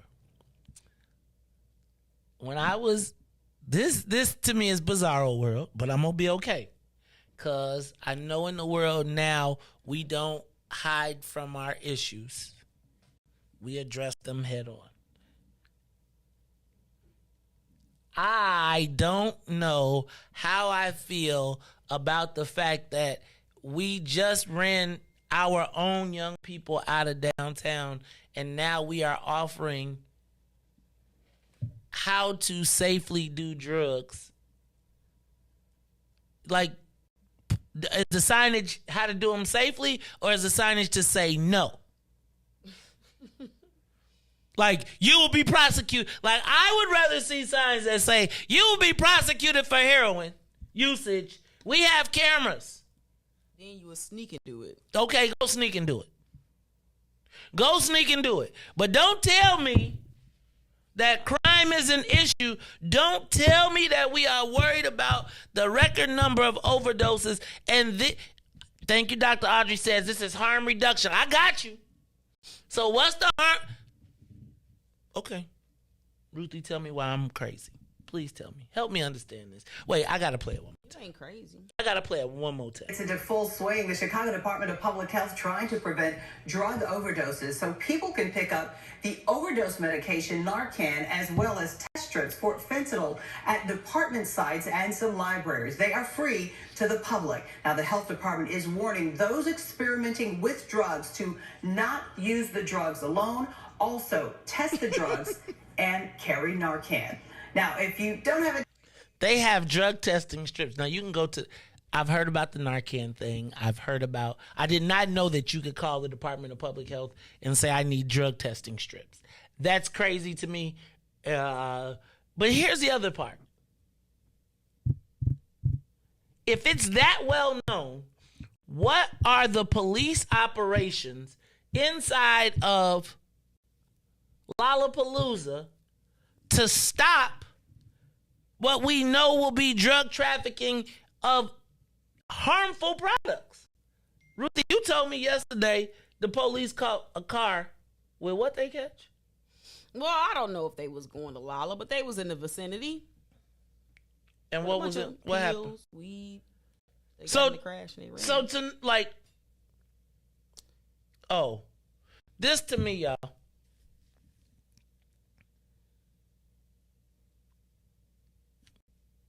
Is sanctioned drug use. This is Amsterdam. So let me ask a question. Who gets to sell? The people who who can sneak their stuff in. Do you really think they sneak it in, or do you think it's Yes. built in? No, it is up somebody's butt crack, and then it goes into their backpack. From the butt crack to the backpack. Inside? So here's my question. It's an open air drug market. I feel like let me just tell you, Ruthie, if I knew that if I was putting on Lollapalooza, you wouldn't have to have no butt crack, because I have the gate, and I'm going to say that if I can make $700 million legally and know that there will be no prosecution, I'm going to bring my own heroin sales. So it's levels. It's levels to Lala. And it's levels to drug trafficking in Lala. Okay. Do you think that if you are okay, with that being not saying, you got I snuck this in, and now I'm walking around doing my hand-to-hand transactions, making friends. But then you also got I got access to this VIP area, and the booger sugar is already here. So it's levels to drug use. It's levels to it. And it's levels to the ticket prices in Lala. It's levels to the experiences that you got. They got areas in Lala that we probably don't even know about because it's that exclusive. So, I mean, it's people that go to Lollapalooza just to sell their drugs. And when I say there's levels to it, I'm with you on that. So you talk about the backpack dude. I'm saying I got 200,000 people. There is somebody who went to somebody and said. Well, the thing is that's why I ain't really tripping too hard about the pill testing kits and the Narcan and Lanoxone or whatever, because ain't nobody trying to get no bad drugs. So are you going to get your drugs from the backpack dude, or you going to get your drugs from the person that you know, at the top level that you know, so you know your drugs is good? So it's levels. It's concierge. Drug concierge is levels to this. And that's my point. I feel like if you can have the backpack sales, but 500 and up, that's all me. You got the 500 packs. you work 500 level. You take top tier. But I'm saying, if I know I have a sanctioned open air drug market, you paying me. You paying me some kind of way. You're paying me. Well, I wouldn't discount the safety part of it too. I'm with you on the safety. People and can you imagine fentanyl overdoses at Lala? They would rather give out this stuff and try to say, well, we did everything we could to prevent it, versus having them white kids dying or getting really sick from fentanyl overdoses. I'm saying they don't want the bad press and PR. I'm with you. And I'm saying, so I'm not even tripping on now them providing the Narcan. Now I am saying that you have essentially sanctioned Grant Park for 3 days to be an open air drug market. It's been that way. Right. But what I am saying is, and I never put this part of it together, if I own the real estate, remember how on the King of New York he said, don't a dime bag get sold in the park and I don't see something? Somebody inside is seeing you know how when you in the entourage and your job is to carry the weed, or to be the barber, or to be the whatever. Somebody got that enterprise. Somebody got that. But I mean, I think that's a very normal part of the game. There are concierge services for everything. And I'm saying that it just dawned on me. They need high quality drugs. You want them using the low quality heroin? No. These are very wealthy people that recreationally use drugs. And so they might need to test the pill. But they probably feel like, you know what, we don't want the backpack pills. We get ours brought through gate 42. That's my point. But who controls gate 42? Lala. It's concierge services for everything. It's amazing. Really? For everything? Stop. Riis. Am I crazy, man? Reese. I mean, I know Ruthie is just Ruthie. I feel like you just be like you are like so. I feel like a prude, but what happened to just say no? From a public health perspective, like if you probably ask people who work in public health or who got background in public health, they'll probably be more apt on the side of like the pill testing kits, the preventative measures, the messaging. This is me. The awareness. Ain't nobody trying to have nobody overdosing on no fentanyl up in a porta potty because they too afraid that they finna go to jail because they got a couple more pills in their pocket. So empty there. They would never let's just be clear, they would never let swaths of black children do this. That's my point. So I agree with you. Y'all, I'm just sitting there like, Reese, does anybody remember the commercial, This Is Your Brain? This is your brain on drugs. Yeah, with the egg. Right. This is your brain. This is your brain on drugs. But put this test strip in it first so that it's not like scrambled eggs. I just cannot. I feel like that is a green light. Like, I feel like you put, man, The world has turned to that. I tell my kids all the time. I said, when I grew up, it was always like the drug dealers. I said, now only thing y'all talk about is drug using nowadays. You approving. I said, every went song, from the hype. We went from selling you drugs, and now all of them, everybody is just party like a rock star. Party like a rock star. Party like totally, dude. I'm telling you, there used to be a time when they used to be like, black people don't do that. I get it, but it's like you just. It's kind of like you started like slowly okaying. Like that's okay. It is. And that's not okay. Better than overdosing off the fentanyl and Or messing you up don't the do tourist it. money. I'd be scared. I'd rather see a bunch of people like, and everybody like, I'm not doing that again. No. They do it out west all the time. When a new pack hit the street and people start dying, they really get on it. And they track and they trace like. And they be like, there's a line at Homan and people take dirty drugs like relatively seriously. Like, because not only is it an opportunity to bust the drug dealer, but then you can figure out what country it came from, what underground tunnel it came through. First of all, when it got here from any country, the drug that's on there is not what got here. By the time it got to the street, Ruthie, it has been chop. It's been cut down so many times. That's why you need to test it, because you can't trust people out here. Why should? I don't think you need to. How do about that. You say just don't no. do it. You say just don't do it, but that's not the reality. That's like abstinence only education. You know that don't work. I'm saying it don't work. I'm saying, do you know what? Show them a picture of monkeypox with the abstinence education. You gonna discourage a lot more people. Hold on. You mean I could get that? Hold on. I gotta wait. Nah, I'm just saying, Ruthie. I agree. I'm a prude. I guess I'm just a child of the '80s. I was born. That's when y'all was doing all them drugs. I wasn't. In the '80s, they was doing cocaine and I wasn't. Like fentanyl went from a death, murder, cancer drug to now it's yeah. Profits, capitalism. Right. I want to know who got the dope deal. Let's go to the live line real quick, and then we got to talk about this DNC thing. But give me a call. Call us. What's your thoughts? Give us a call, 872-259-7474. Amsterdam in Chicago this weekend. White folks get to party like a rock star. What's up, Devil? What's going on, family? It's Feel Good Friday, man. Hey, man, make sure all of y'all pick up y'all party packs. Hey, make sure they get tested on the way, going in, because clearly, the black community has been left out of this memo.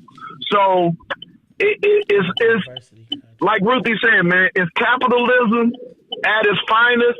I wonder who's got the real contract in order to peddle the peddler's license to sell at Lollapalooza.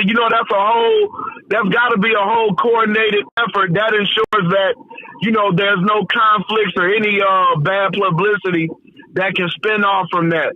So, yes, I understand that it's a mitigation, but again, is very hypocritical, and it's just not a good look. So I think we should leverage this again with the city, county, and state to advocate for peddlers licenses for cannabis. That would allow people to sell and compete, because that's capitalism. You know, buy low, sell high, whatever.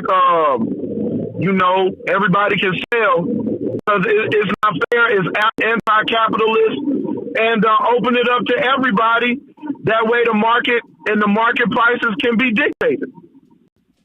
Hey man, I like the peddlers. You know, let me get my cut. I just want to know who you got to see to get permission, who you got to see the sanction, and what's the territory. You got to see dude.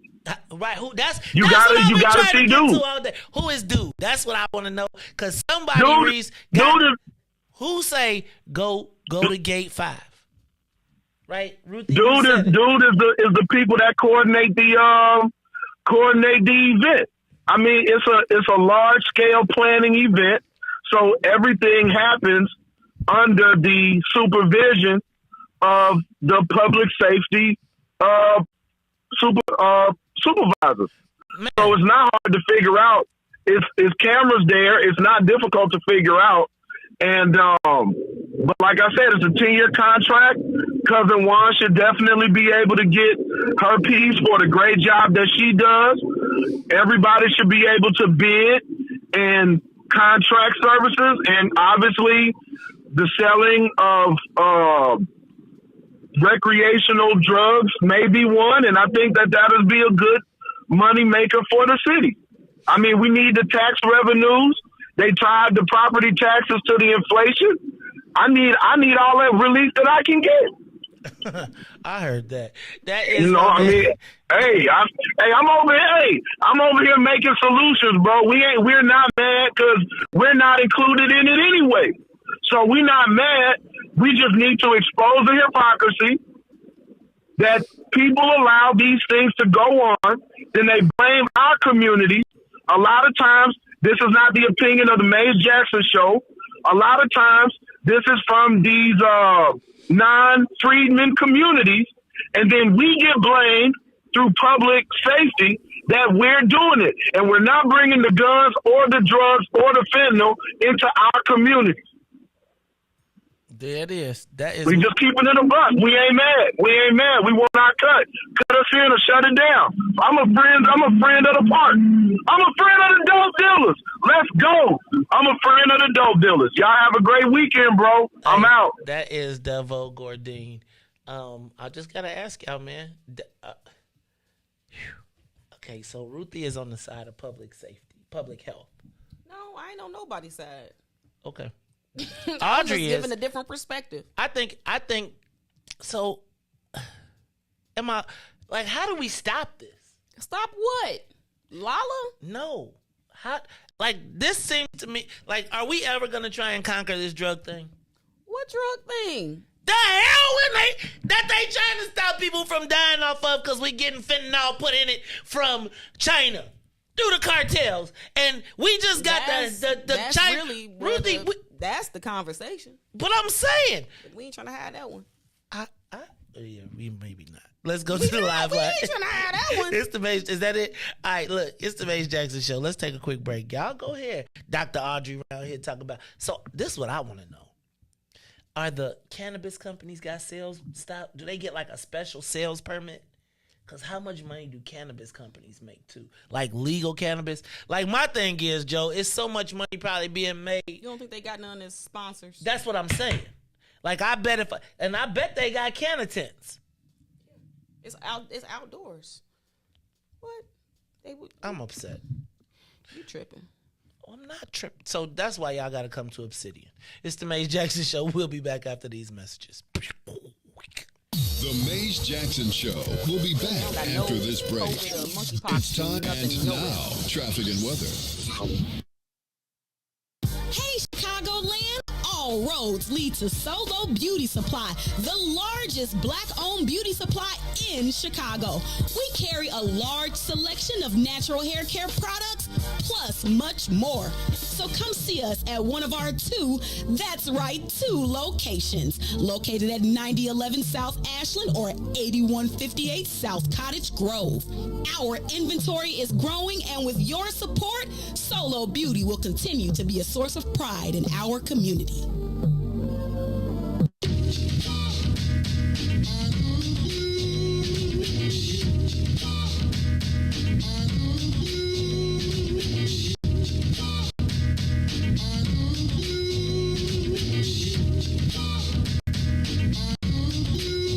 This might be a small thing, kind of revolving around a situation that don't happen often. I mean, it's involving something that's scalding. Hot the topic is, it needs some resolving. It's kind of puzzling, sometimes solving. But after I thought about it, sent her to Walgreens to pick up a few things to stop me from stalling. Otherwise, I'ma be blunt and she gon' be bawling. And I don't need that, or her brother calling. Talking them fight words, now we gon' be brawling. I'm more of a stand-up, I don't be falling. For that okie doke, it's better dissolving. Call me a nice guy, yeah, I like nice things. It's best to stay away from chicks that's trifling. I'm not a rival, so I don't be rivaling. But end up in this scene, I won't be wifing, you know? Avoid a quick fail, take heed to this wise tale. If you feel me like real, take heed to this wise tale. Whether male or female, take heed to this wise tale. Outside or in jail, take heed to this wise tale. She got a secret, don't know where she keep it, don't know why she hide it, guess it's convenient. She like a zebra, two things at one time. It ain't black and white when you lived it a lifetime. She got a story, might be a fable, no categories. She don't like labels, she like a loner. Maybe she's selfish, something is fishy, but she don't like shellfish. She say that her phone broke and she need a new phone. She got a night job, now she got two phones, one for the pubic, one for the public. I Freudian slip, y'all, I think that you dug it. She got a curfew, she live in the group home, but she in Miami, a Luke on. She can't be truthful, not what she built for. Mouth might be useful, but nothing to kill for, you know? Avoid a quick fail, take heed to this wise tale. If you feel me like Braille, take heed to this wise tale. Whether male or female, take heed to this wise tale. Outside or in jail, take heed to this wise tale.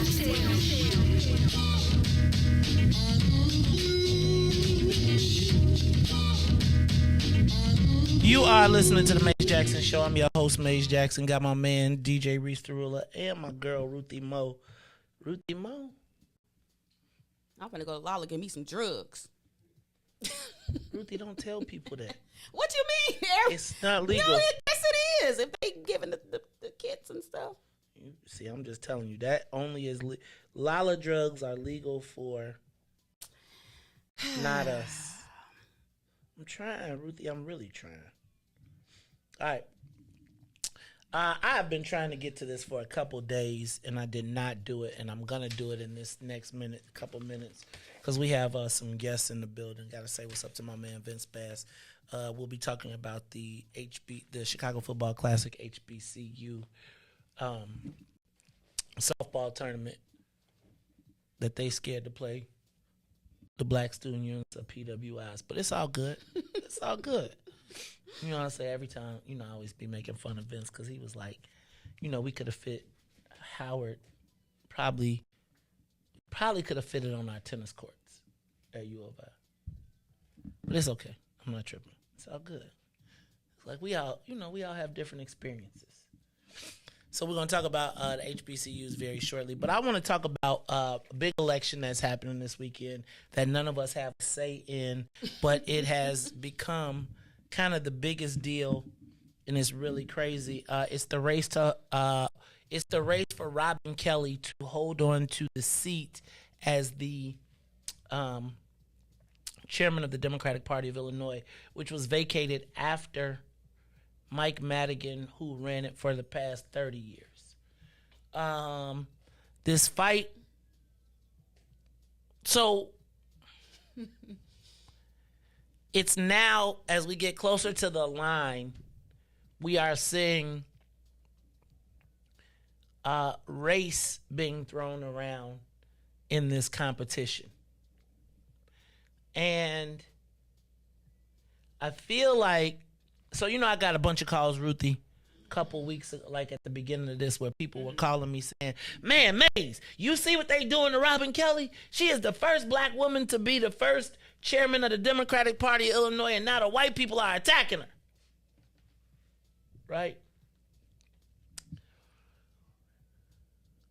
So Ruthie,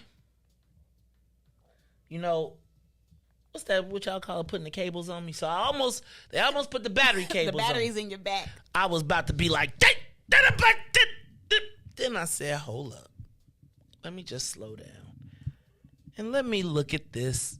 Let me stop being black in my looking at these, observing these conversations, and let me look at the dynamics. So can we talk about the breakdown of this race?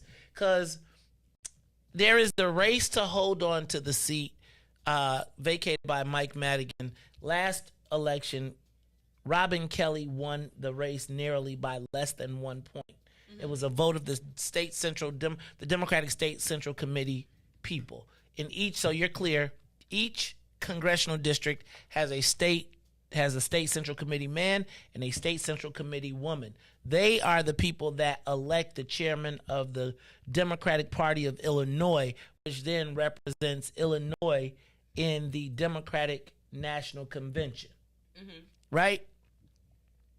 So, Robin Kelly, so I want to break down the race. So, the reality is right now, they are trying to turn this into a racial issue. The progressives are now trying to turn it into a racial issue because it seems as though they have lost the math issue. Right? So JB lost last time, and he ran Michelle Harris against Robin Kelly, and Robin Kelly prevailed narrowly. JB comes back to the race again. Now, he's not trying to be the chairman of the party, but he wants to control who the chairman of the party is, compared to Dick Durbin, who wants to control who chairs the party. This really does not break down along racial lines initially. It really breaks down along state versus federal. The people that are aligned with J.B. Pritzker are more interested in local politics, using the Democratic Party of Illinois to make the Illinois party stronger from a inside the state concept, if that makes sense. Mm-hmm. So everybody that you see lining up with J.B. Pritzker, black, white, Asian, or Latino, really their self-interest is local. And when I say local, it's the state. Okay. Robin Kelly, conversely, who is Dick Durbin's candidate, and let me back up. Mm-hmm. J.B. Pritzker is not running. He has now put Lisa Hernandez, a member of the Illinois General Assembly, House member of Chris Welch's leadership team, as his candidate for chairman of the Democratic Party of Illinois. Woman of color. Mm-hmm. That then neutralizes the fact that Robin Kelly is a woman of color. Mm-hmm. She is representing national interests. So if you saw, she got the endorsement of the Congressional Black Caucus and Jim Clyburn and Dick Durbin and all of the people that play at a national level. Mm-hmm. But the real fight is Robin Kelly cannot raise money as the chairman of the Democratic Party of Illinois for Illinois local and county candidates. She can only raise federal money. JB, however, Lisa Hernandez can tap into JB's multiple millions or billions of dollars, as well as other donors in the state to help Illinois candidates, not candidates that are just running for Congress. So that is the real fight, right? It's really not based on race. It is based on whether you are trying to be a national power or a local power. So that is where the perspective is that we have to line up, or not that we have to line up on, that we have to understand. Did I make that part make sense? Yes, and can I read this sentence to help people understand? Yes. It says, Pritzker has opposed Kelly because her role as a federal office holder means she has to abide by different rules for fundraising, the bulk of the job as party chair. Right. But Robin Kelly said they lying though, but Robin Kelly has only been able to raise a couple of $1 million, and she has not been able to finance races, right? If you live in Illinois and you're an Illinois politician, we only got three congressional races that we care about. The Bobby Rush seat, which is now going to Jonathan Jackson, the Robin Kelly seat, and the Danny Davis seat. You can only help 3 people as Robin Kelly. JB can't give you money or his millions of dollars to fund the party to Robin Kelly. And he's like, if I give the money to the party, why am I going to give the money to fund the whole entire party to somebody that is oppositional to me and can't help me locally, can't help me move my agenda forward? Now, this is unique because at the same time, they're vying for the Democratic National Convention, which JB hopes is part of a feather in his cap. Now, understanding what Ruthie just read, we are now seeing race being interjected into the contest. Ruthie, I would consider Robin Kelly a black progressive, right? Her allegiance is to the progressive community, right? Like, that's kind of her base. I would say that even though JB considers himself a progressive, he leans towards the local kind of all politics is local type of deal. So now what we have to look at is there's one more dynamic I want to make sure that we're seeing. There is the Southland dynamic of the Southland feeling like they have been underrepresented for what they put up vote-wise. So you see Robin Kelly, who is part of the Southland, and then you see Donna Miller, who also considers herself a Southland progressive, now taking the race tactic and saying J.B. Pritzker is attacking a black woman. Well, not J.B. Pritzker, because they don't want to piss J.B. off. But Personal PAC, which is the women's right and abortion group, is led by a white man, and he weighed in against the black woman. So now imagine you represent women with abortion rights, and then you interject yourself in a race that you don't have a vote in against the black woman for J.B. Pritzker, essentially. So now, and remember, Personal PAC is considered a tool of the progressive arm of the party. But what wound up happening is, it is, as we often find, and what is that when the race comes down to the race, you could call yourself progressive. Sorry, sis, you're still black. So now Donna Miller is saying, well, they never said anything about it when it was Mike Madigan for 40 years. Well, neither did any of y'all. Is Donna Miller just kind of caping for Robin Kelly? Donna Miller is part of the Southland Progressive Caucus of people. So yes, she is now the swordsman. So that's go out and say, I'm going to wave the race flag. Say the stuff Robin Kelly ain't that Robin can't say. And because nobody white wants to be accused of being a racist. Now, she's not going to take the tack of that to J.B. Pritzker. Why? Because nobody really wants to be on the bad side of J.B. Pritzker, because his chief of staff will make you pay, win, lose, or draw. So the easy way to say this is to say, well, Personal PAC, the white guy, is doing this out of race to get the race piece jumped into this conversation. Now, JB, being smart, put in another woman of color, so that, because we've allowed people of color, so to everybody else, it's not a black versus, it's 2 women of color. I got you. Right? So now it's 2 women of color, and to the black person, we're going to be upset. But when they say she's going to be elected the first woman of color, that neutralizes all the white folks. Right? Now,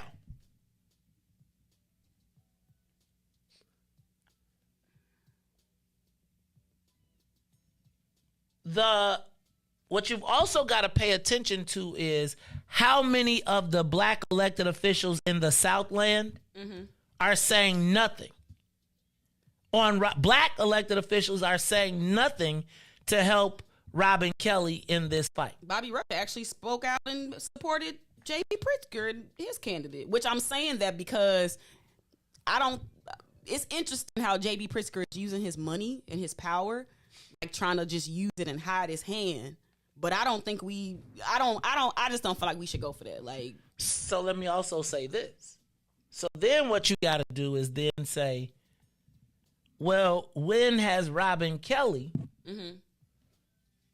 as a black progressive, stood up for black people or helped anybody? So now, here's the thing. Remember when I told y'all before, we got to be very careful about allowing white folks to start using racism in their arguments and in their, because now they're going to control the narrative. So now when y'all watch people that call black, when we allow black people to call white people to call black people racist, now when you claiming that you're being treated racist by your white progressive allies because they're still in more alliance with JB than you, now nobody really cares. So pay attention. You don't see any of the black committeemen. You don't see Napoleon Harris. You don't see Calvin Jordan. You don't see any of the black committeemen standing up for Robin Kelly. Right? Like nobody's saying anything because the reality is what has been her. Well, they ain't gonna say nothing because they know J.B. Pritzker chop their neck off. But at the same time, you've got to also say, what have you done that would make us, who benefited from Robin Kelly being the chairman of the party? Especially, who from the Southland did better? Right? So now we got one of our own, you our congresswoman, you the big boss of the party. Who of us has seen anything better? Did anybody black get appointed to executive director, any of the spots that you got, any of the power? No, because the power was, so we find ourselves in this fight. So what the white folks want to do is have us jump into a racial battle. The progressives want to wave the race flag and say J.B. Pritzker is doing that to us while it benefits them for the racism. And so we get caught in between the rock and the hard place. Now, then you see the chairman of the Black Caucus in Springfield yesterday, Cam Buckner, came out in support of Lisa Hernandez, chairman of the Black Caucus. Did he say why? I can pull it up, but essentially they've worked together. They're members of the House. They understand. Again, if you break it down, if I'm a member of the House or the Senate, or if I am a Cook County Democrat that is running, I want J.B. Pritzker, regardless of race, because J.B. Pritzker can help us raise money for any of our races. Robin Kelly can only help congressional candidates. So Cam is saying she can help local, but it would have to be a special committee. That's what I read. Right, and she okay, but the special committee is made up of the people on the north side who the progressives. Right. So the special committee is going to take your help and then use you, and then so now what happens this weekend is all of this comes into a giant concoction, and we are going to see whether Illinois Democrats oust the first black woman chairman of the party. Now, if it was for someone white, I think it might be an issue. But I think that Lisa Hernandez gives the cover under people of color and the woman card. And this becomes the moment for a person like Robin Kelly, who's been with the progressives, a moment to be considerate of. This is the moment when, as Robin Kelly and they make this decision and they want people to come in, this is the moment, like when they called, I should have said, well, what's in it for the black people? Are these the people that get to vote? Yep. Okay. And it seems like J.B. Pritzker now has the votes because he financed the whole campaign. And again, like even in the space of Robin Kelly as the chairman of the party, operating more like Pollyanna than operating as a peacetime chief when JB is she's operating as as Salim would say, agrarian. JB is operating as a warrior. No, JB's operating like he got the money. Right. But so this is what I'm talking about. Like, we hope for benevolence from white folks. We be like, they won't do that. They be like, oh, yes, I will. If I can pull it, I will. And now JB has enough black back to do it. Right? He got enough black back to do it. And here's the challenge. Enough black back. But here's the other part, though. If the answer is, what have you done for me lately? Can Robin Kelly answer that question for anybody black? I'm pretty sure she can. In politics. Probably not. And then here's my last thing. Where's the chairman of the party? Why is Tony Preckwinkle not said a word? Is she going to support? Wait, what Tony Preckwinkle got to do with this? The same thing. She's the chairman of the Cook County Democratic Party, the largest vote-getting county in the whole entire state. But ain't this Illinois? This ain't got nothing to do with her. So let me ask, what was Donna Miller talking about? She was the sword. You said she was the sword. She ain't a voter. But somebody got to be the mouthpiece. And I'm just saying, to me, where's the black girl magic? Should it be Tony Preckwinkle? Well, where's the black girl magic? Like, who's standing up for the black woman? But Tony Preckwinkle ain't going. I'm gonna tell you, she's not gonna step up for Robin Kelly because why? Robin Kelly sided with Lori Lightfoot against her for mayor, and Tony Preckwinkle, to be successful, she can't get nothing from Robin Kelly because Robin Kelly can't raise hardly no money. She can go to JB for anything she needs. So she just not gonna say nothing. So hopefully you just be quiet and let this thing get by you. Is anybody on Robin Kelly's side besides Donna Miller? White people. White people who was calling us racist just a couple weeks ago.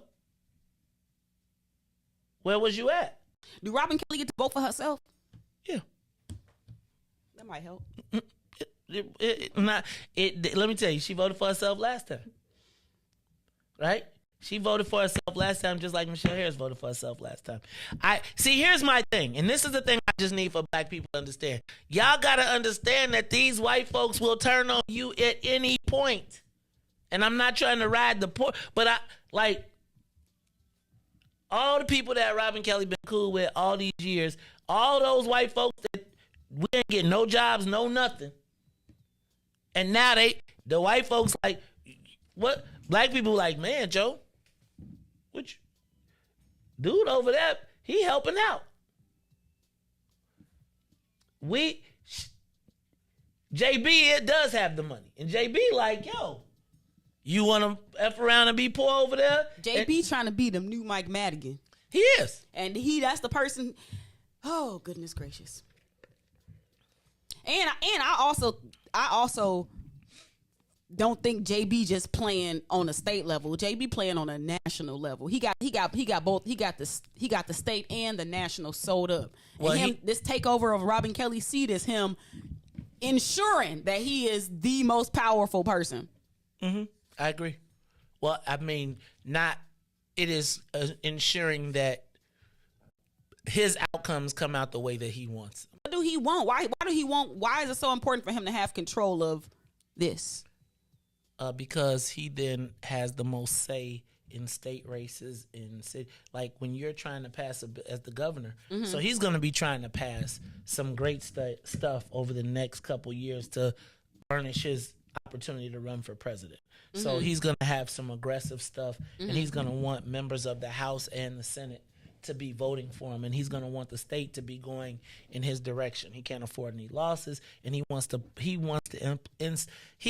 institute his own thing. He don't want to have no rebellions going on at home when he's out trying to be in New Hampshire. So understanding all of this, guys, the reality is for everybody, this is really a state versus local thing. We can break the black piece of it down, but when you break it down to its purest elements, it is who is going to be the most effective candidate to help my self-interest. If you are a resident of Chicago, if you ain't in Congress, your best interests are in J.B. Pritzker. If you in Congress, then yes, or you got congressional aspirations, or if you live in the Southland, are part of what's her name's team, right? And I would tell you that the Will Davises of the world and the Donna Millers fashion themselves to be like black progressives, right? And if you look at who they were supporting throughout all of these opportunities, when they've gotten an opportunity, they've aligned themselves with white progressives sooner than they've aligned themselves with black self-interest. What Lori Lightfoot at on this one? She ain't speaking up for her girl Robin Kelly? I don't know if we've heard from her, but I think Not on this specific thing. The challenge for Lori Lightfoot really is in these real internal Democratic fights like this is that somebody will call her out for being a Republican, right? Like if she go too hard, somebody is gonna go back 3 years or 4 years and be like, "Didn't you vote for a Republican? Wasn't you the right?" Because remember, prior to this is the same woman who appointed George W. Bush's chief of staff to run the recovery of COVID. Remember? Sam Skinner? Right? Like her base was Republican. She converted. Remember the first day when she showed up, she got elected, she was taking pictures with Ivanka and all of that stuff. It's like, y'all just be forgetting. Like when you look at all of her mentors, all of the people that claim her, she don't got no Democratic background. Remember when we first started this conversation, the mayor she never really talked about black stuff. And remember I told you she was the perfect tool for white people, that wanted to undercut us. Remember her job prior to this was to work for white corporations who were accused of discrimination against us and settle the cases. And when they would ask the questions, she'd be like, they got hurt, but I was able to negotiate a settlement for them.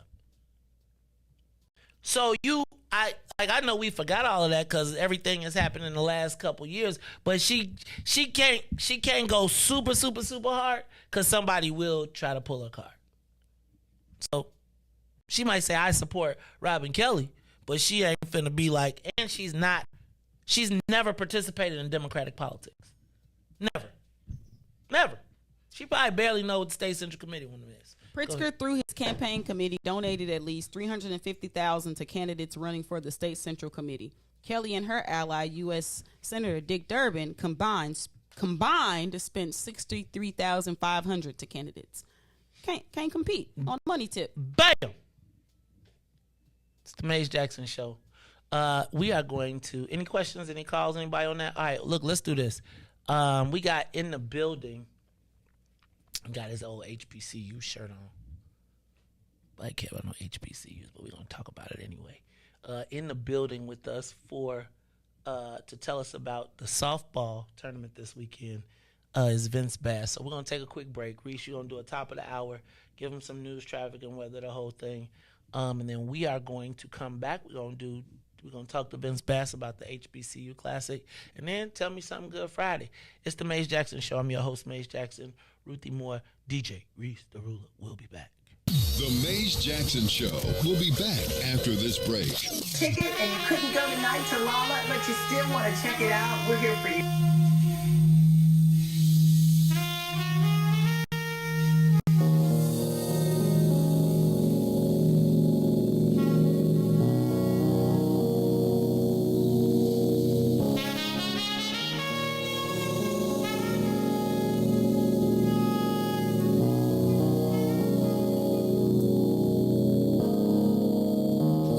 In my mind, gotta designate what to leave, what to take, and appreciate. A lot of people talk fly, but I levitate. Rise above with the love when I meditate.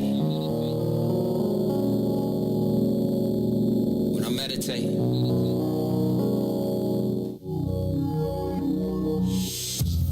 I roll with God cause he never late. My son down in denial up in Ben Franks. On the road, let's travel with a full tank. Revolutionary shit, that's too safe.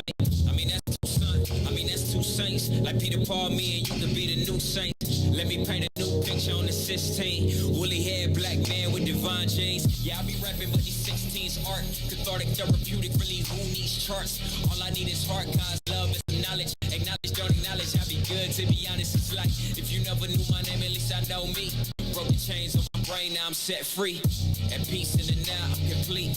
Cause all I ever had to do is just be. Just be.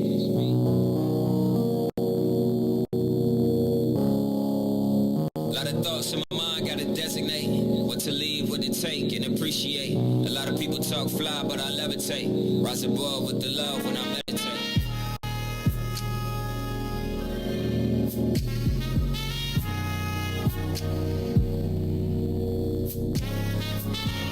Good morning. What's in it for the Black People Media Radio? The time is now 8:20 a.m. I'm Riis the Ruler with your Chicagoland area traffic and weather report. Let's head over to the Kennedy. O'Hare to the Loop, 26 minutes. Outbound to O'Hare will be 19 on the Edens. Deerfield to the Exchange, 33 minutes. Exchange to Deerfield will be 28. Eisenhower with Thorndale to the Loop, 33 minutes. Outbound will be 30. On the Stevenson from I-355 to the Dan Ryan will be 41 minutes. Outbound will be 32. Bishop Ford, I-80 to the Dan Ryan, 36 minutes. Outbound 25. Lakeshore Drive is locked in at 8 minutes in both directions. I'm Riis the Ruler. It's the Maze Jackson Show.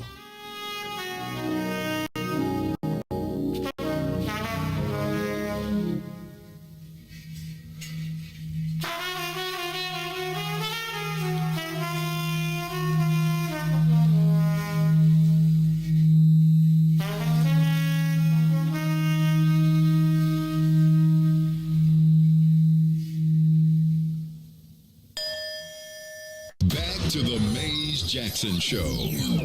You are listening to the most dangerous show. This is What's in It for the Black People Radio. Maze Jackson. Maze Jackson, the most vociferous advocate for black people in the world. For Ruthie Moore, for Todd Stroger, I am the host of the Maze Jackson Show, asking every single day, what's in it for the black people? And if you don't like it, you can still tell them Maze said, Mayor Lightfoot, man, we ain't accepting that. We ain't accepting that. Let's go. Yeah.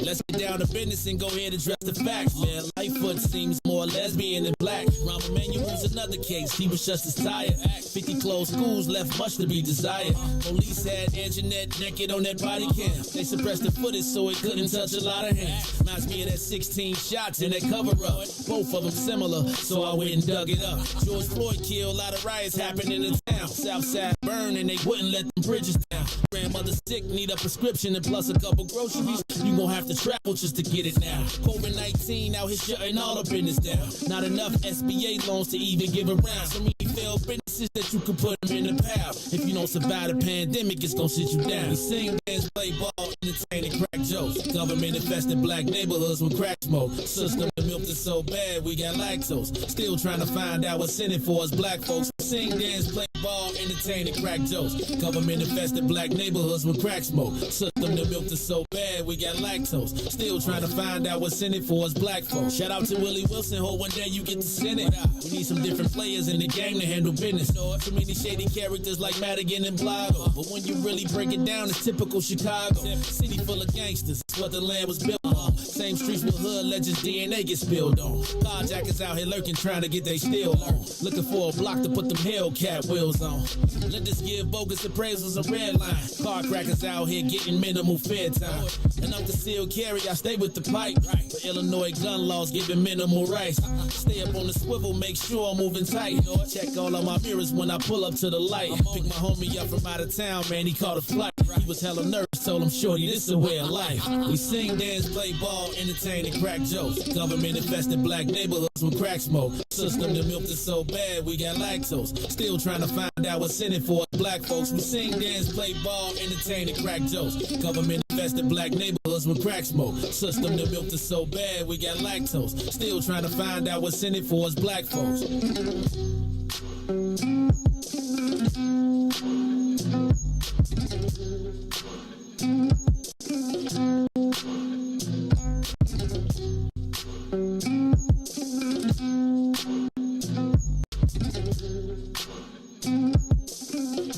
Wake up, Chicago!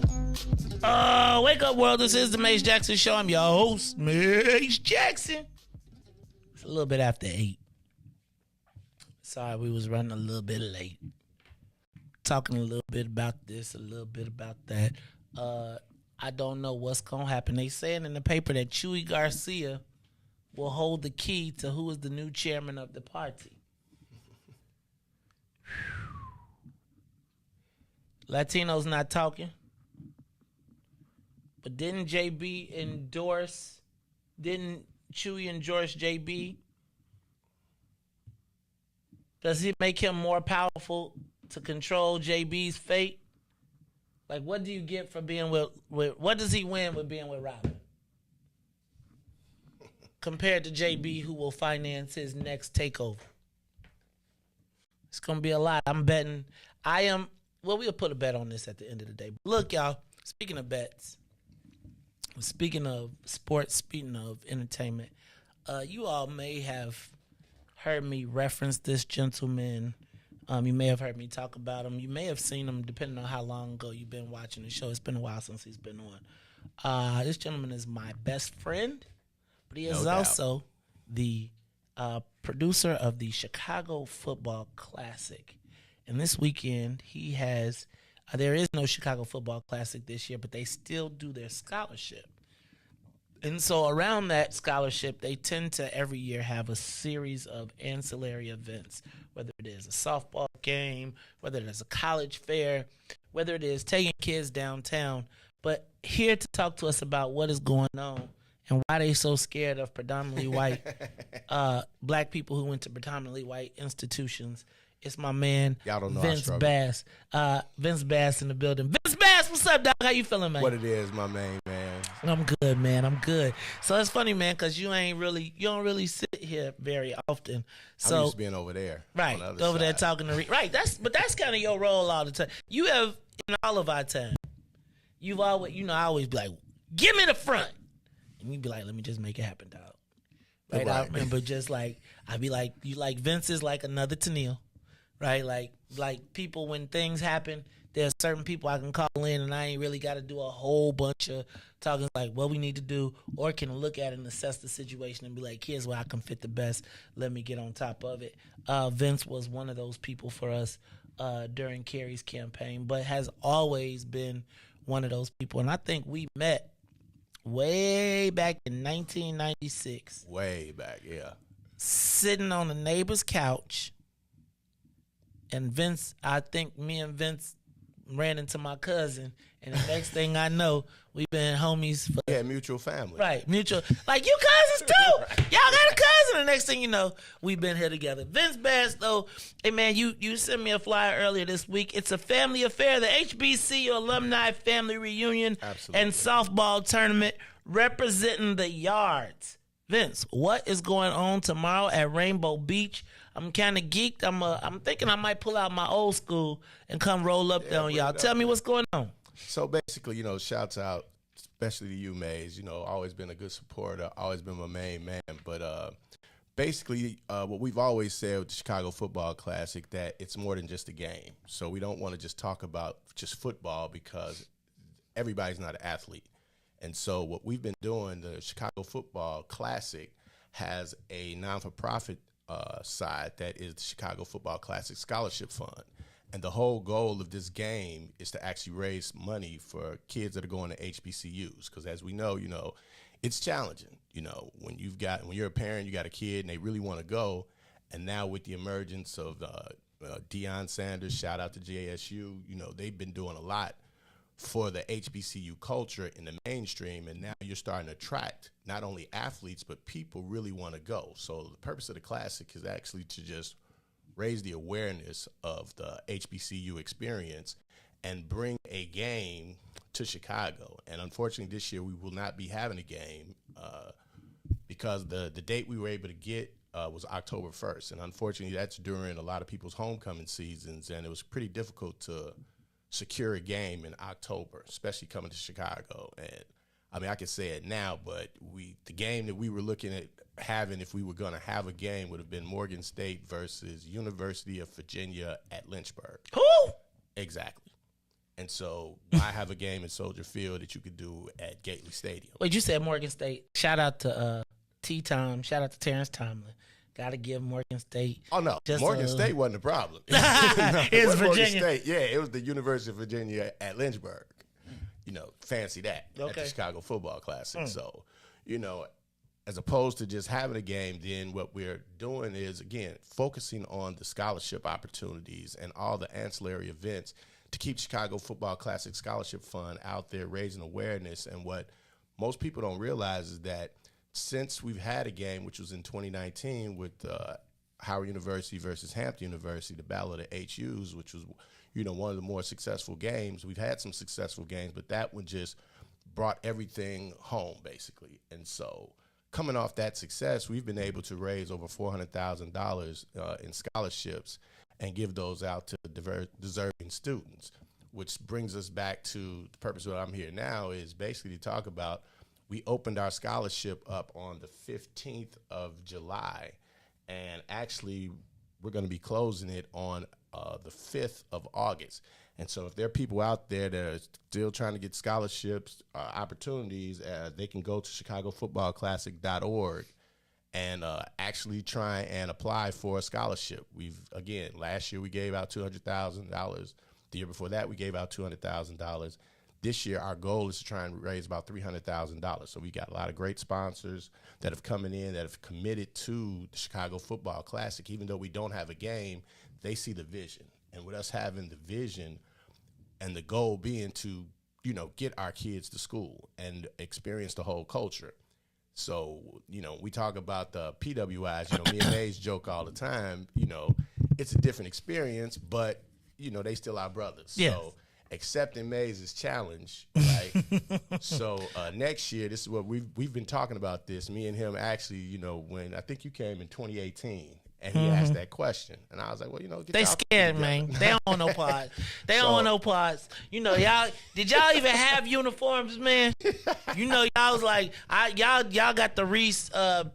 Riis talk about y'all had a box of uniform. I ain't gonna trip. Because I did go to Howard, and I was, first of all, Howard University, shout out to HU, the birthplace of the greatest fraternity in the history of all fraternities, Phi Beta Sigma Fraternity Incorporated. So I don't want to hate on the HBCUs because they created a refuge for us. You know, I give people the business because I do think, though, that the HBCUs provided you all a shelter. Right, it gave you like I feel like it was like us against the world, and for us it was like that was us at campus. It was like, but it was us against the everybody because it was like the teachers too. Right. And I often talk about like when I listen to Carrie talk about her experience at Xavier. Shout out to Madam President.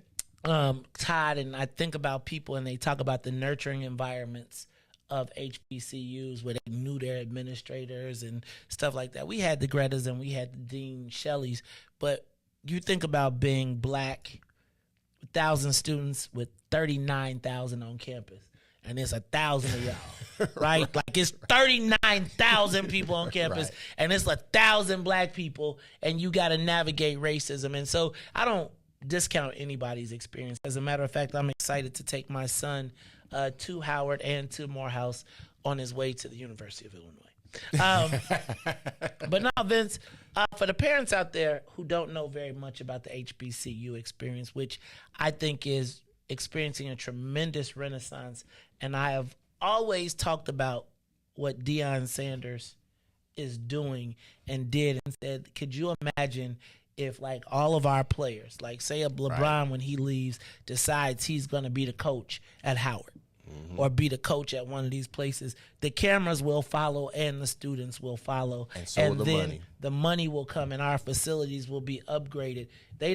University of Alabama gets those facilities because they got TV rights and TV money. And yeah, their alumni do something, but they make that money. And Vince, talk to me about your HBCU experience for parents out there that are trying to figure it out. So, like I said, my HBCU experience, and I'm going to be quite frank and honest, Howard wasn't my first choice. You know, I didn't really know a whole lot about Howard. I just had some cousins that had graduated, and I had gone to their graduation. I was like, okay, this is cool, But, you know, I was at the era I wanted to go to Michigan State.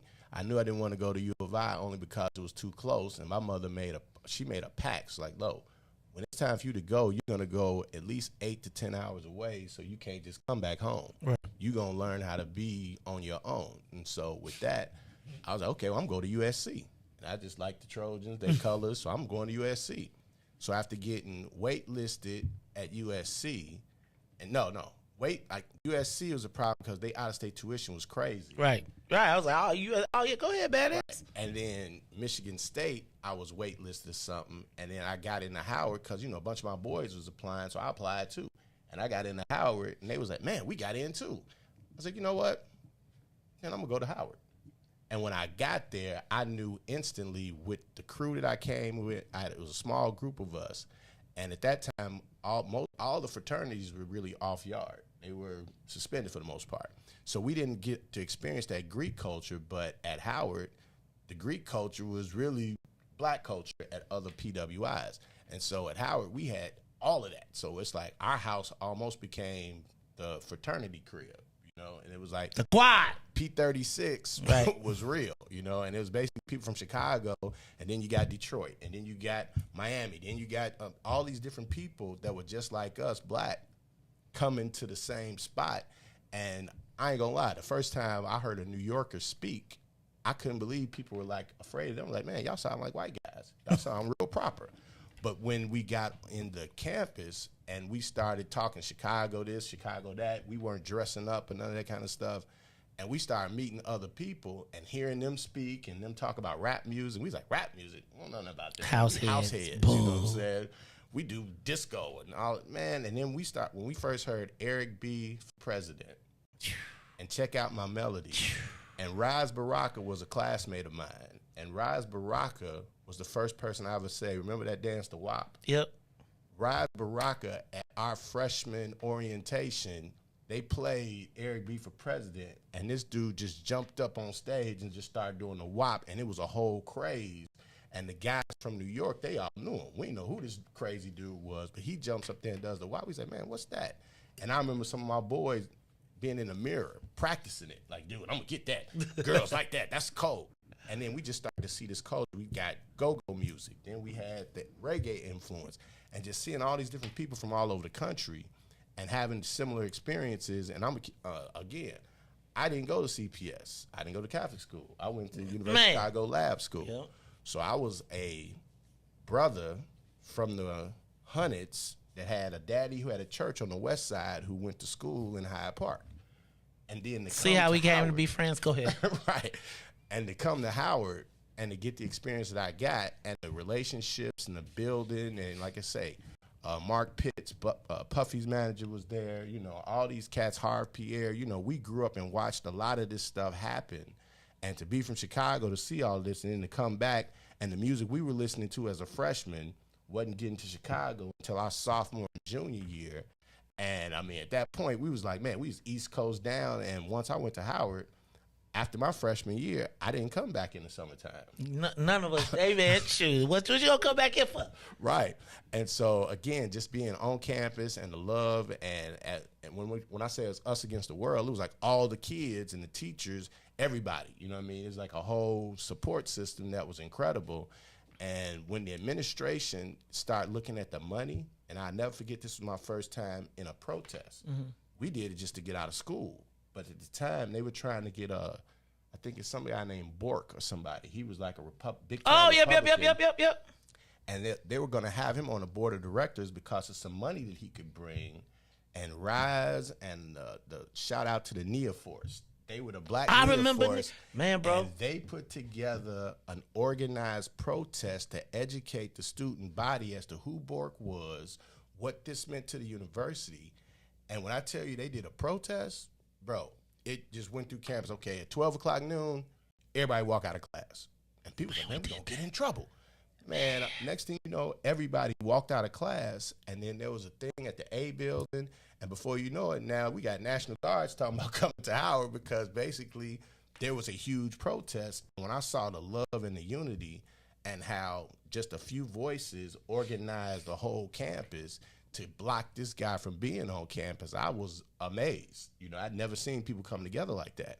And so then as I started to travel around, and it's just that HBCU love, like I say, it's Howard University. We joke at Hampton University all the time about who's the real HU. That was one of the funnest classics. Exactly. Because when it was HU, who's the real HU? Man, and there was so many people because Chicago has a big Howard and a big Hampton, right? Yes, huge. Yep, that was funny. So we were able to not only have that little rivalry, but to see it matriculate and get all the way down to the kids, that's what we're talking about, invigorating and inspiring. And, shouts out to, I cannot think off the top. Who?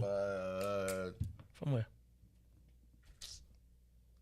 I can't remember. Regarding what? Yeah, regarding the kids, the program. This is terrible. She gonna kill me. Deanna. Oh, True Star. True Star. Shout out. Yes. Oh my God. Can I just tell you this? Shout out to True Star. I'm sorry, I had a Deanna, brain freeze on Deanna the other day, and I was like, Nataya did it. Shout out to Deanna McCleary and Nataya for everything that they've been doing. Vince, so let's back up because it is Tell Me Something Good Friday. So we want to open up the phone lines. Give us a call, 872-259-7474, 872-259-7474. We want you to call us and tell us something good. Vince Bass is coming here today. He's telling us tomorrow. What's the deal to Vince tomorrow? So tomorrow, basically what it is, it's the HBCU Family Affair and softball tournament, and y'all cooking, man. So it's we're gonna be have full. a lot of people out there cooking. Yes, All yes. We're just organizing, putting things together. And shouts out to the Howard University Alumni Association, who really initiated the whole softball piece of it. They didn't do it this year, so we kind of just picked up the mantle because we were doing these ancillary events. So our big thing is really just experiencing the culture, have some kids come out and just see the HBCU love. We're going to have a softball game going on for some of the young people, and there's a big rivalry between Texas Southern and Jackson State. That's going to be like the game that people want to see. Okay, we're going to check that out. So let me ask this, though, real quick. If we got any HBCU alums out there or any PWI alums, first of all, who is better, HBCUs or PWIs? Who had the best experience in college? Give us a call, 872-259-7474. Call and represent. Whether you went to a HBCU, if you went to PWI, if you were a member of a Black Greek letter organization, if you were in one of those Right, if you was in one of those black, like the NIA Force. It's funny you say that because y'all had the NIA Force and we had NIA and we were at U of I, and it was like we would go to these places as like the Ras Baraka in our mind was like this great powerful leader. Right. You like that's your classmate. We was like, Ras Baraka said we are going to, and then we at U of I having protests. Hey man, Ras Baraka, we got to bring him to the school, right? And so. And then you realize that his father empowered him because his father was like the first mayor of Newark, right? And you start like that is, and these legacies that get crossed up and touched. Like I remember when Doug Williams won the Super Bowl for the Washington Redskins. Right, we were there. And they were like grambling, and it was like, man, I wanted to know what that was. And so many of us did not have that HBCU experience. If you got Love Field School, you got love. Where did you go? Kimmy says Dillard. You know, Omari went to Dillard. Kerry went to Xavier. There's a big Southern Illinois. I mean, not Southern Illinois. It's funny because when you say Southern, I used to think Southern Illinois, and then they was talking about Southern Baton Rouge, where it's like everybody went to that school. Nikki and a lot. I mean, and you'd be surprised at how many. Who you think got the? I want to know also what school has the strongest alumni organization. So I'm gonna be unbiased at this point, and I have to give a fat shout out to Jackson State University and Brian, their president. Their alumni association, not only do they keep it real on the social side, but they do a lot of events that keep their alumni engaged. You know hey man, Jackson State, I remember that's the JSU with the blue and white. Right. And they got the coldest uniforms and outfits. And now they got Deion Sanders, so they moving to the big. Give us a call if you win. Don't be just tagging them in the thing. Call us 872-259-7474. You got some HBCU love. That I bet you the PWIs will call quicker than the HBCUs. Union. Virginia Union? Yeah. What's that, man? Look, we're going to talk about it all when we come back. Hey, man, and it'd be like, Russ College, right? Shout out to Look, Clafton. I heard about Clafton. I never heard of that. Hey, man, think about how many There's of our people 106 was of them. trying to educate us. Give us a call, 872-259-7474. Don't nobody think about Dillard, Texas Southern. Texas Southern, did they ever win? Wasn't that the school that they had the longest losing streak in the history of? Like, do they really have sports teams at HBCUs? What? Yeah, I mean, do people play? Do they really have athletes at HBCUs? We're going to talk about this when we come back. It's the Maze Jackson Show. The Maze Jackson Show will be back after this break. Today, the Biden administration is releasing what it calls a new strategy to fight domestic terrorism. Following a 100-day review, federal officials are now laying out a new plan hoping to deter, detect, and prosecute domestic terror. They went to the Capitol waving their flags and looking for smoke. He was out there looking for justice. They was over there looking for votes. Ashley Babbitt was with him and told all the people that nothing could stop us. She climbed through the Capitol window, breached security, and called a shot, bro. The media say she a veteran. They paint the picture to make her look greater.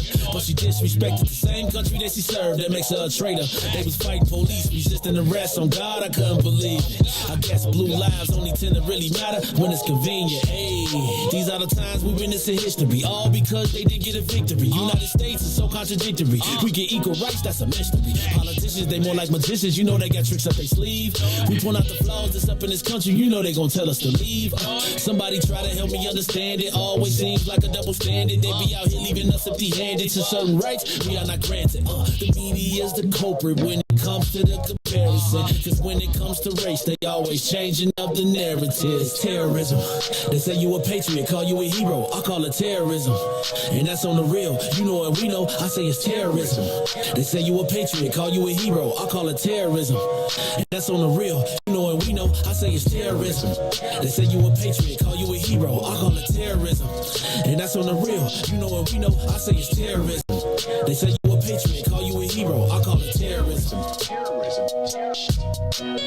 We still out here trying to get our reparations, but the government pump faking out here hesitating.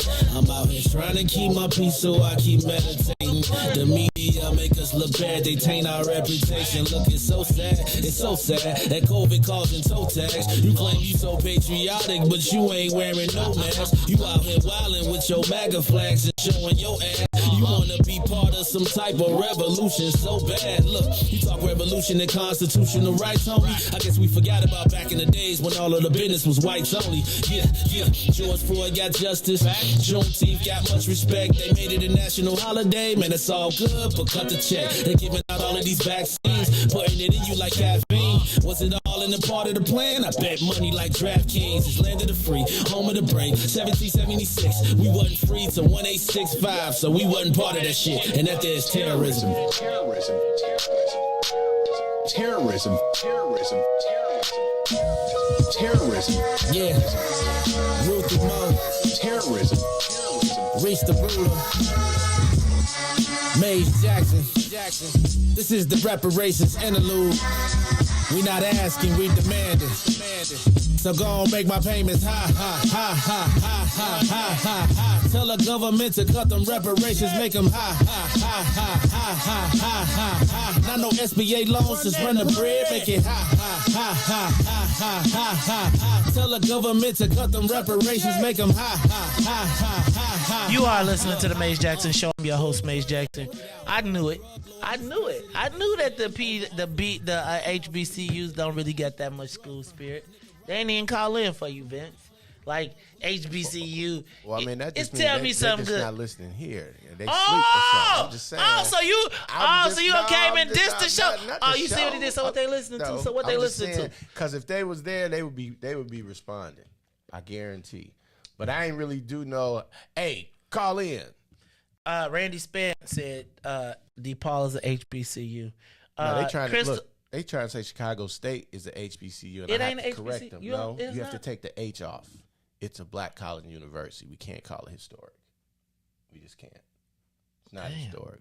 Stillman. What is Stillman College? There's a such thing as Stillman College? There's 106. I'm telling you, there's a lot of them. Okay, so who got the best? Who is the best HBCU? Howard University. You said that. Home of the Bison. You said that kind of official. I feel like It's FAMU. the black- Who's the biggest? It's the mecca of black intelligentsia. Oh, the bourgeoisie. Oh, this is how we And got look, in we this ain't never problem. lost a party. We may lose a lot of games, but Howard ain't gonna never lose a party. Let's see. Who you say was the best one? Dillard. We got Dillard. Grambling. Zaviola say she from Grambling. Shouts out to Grambling. Let me see. You know, Fletcher's went to Grambling. Who? Fletch. Who's Fletch? You know Rob Fletcher? Oh, right. Oh. Yeah. Oh, Firm Entertainment, Rob. Yeah, the firm. The Firm. Okay, and then Dorian went to Southern. Yeah. And Nikki went to Southern. And then Alonzo Williams went to Southern. Corey Gilkey went to Southern. Man, Darren owner Britton of Walgreens went to Southern. So Carrie and Todd and John Stroger went to Xavier. Yep. Xavier. It's the school behind the billboard, but it's Henry Hartsfield said XU. They say XU rocks the house. Y'all ain't even got no houses. What's Tennessee PV? State. What's PVU? Prairie View. Prairie View A&M. P Valley alumni? What y'all? P Valley. Prairie View. Oh, Prairie Prairie View. View. Okay, Prairie View. Prairie Not View P A&M. Valley University. Right. Lane College. Alcorn, Wilberforce. Hey, I remember. Was you with us when we did the concert in Wilberforce with Kyle Thomas?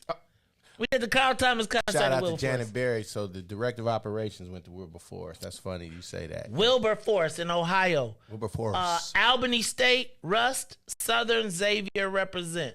Let's see who else we got out here. But Walter Payton went to Jackson State. Jackson State. Yeah. Jackson's. So officially, the Edward Waters University. HBCUs have more Hall of Famers NFL football Hall of Famers than any other school. That's because it was all before we could go to the white school. Exactly. And Then they they plucked took- them all. Dang, man. So imagine where we Panther would for be. life. What's a Panther? Mary Brock. Go ahead. Fisk. Spelman. What's CAU? Clark Atlanta University. Is that still a thing?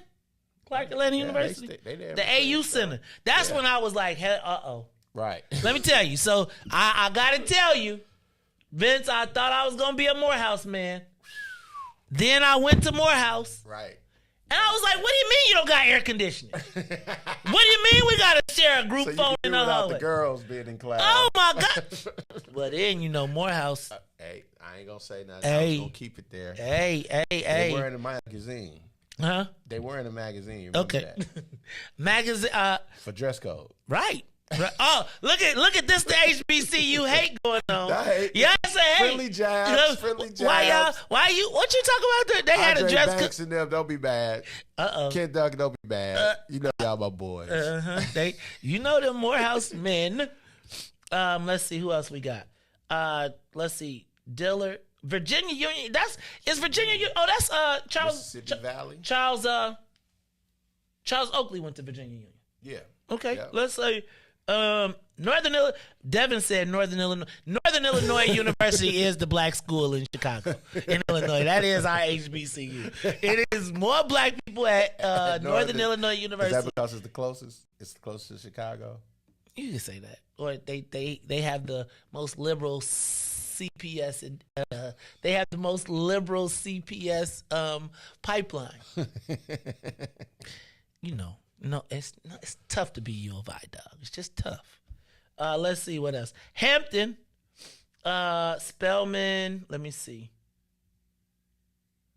Vince was spitting. Beepo one coming. Dillard. Oh, y'all done lost me.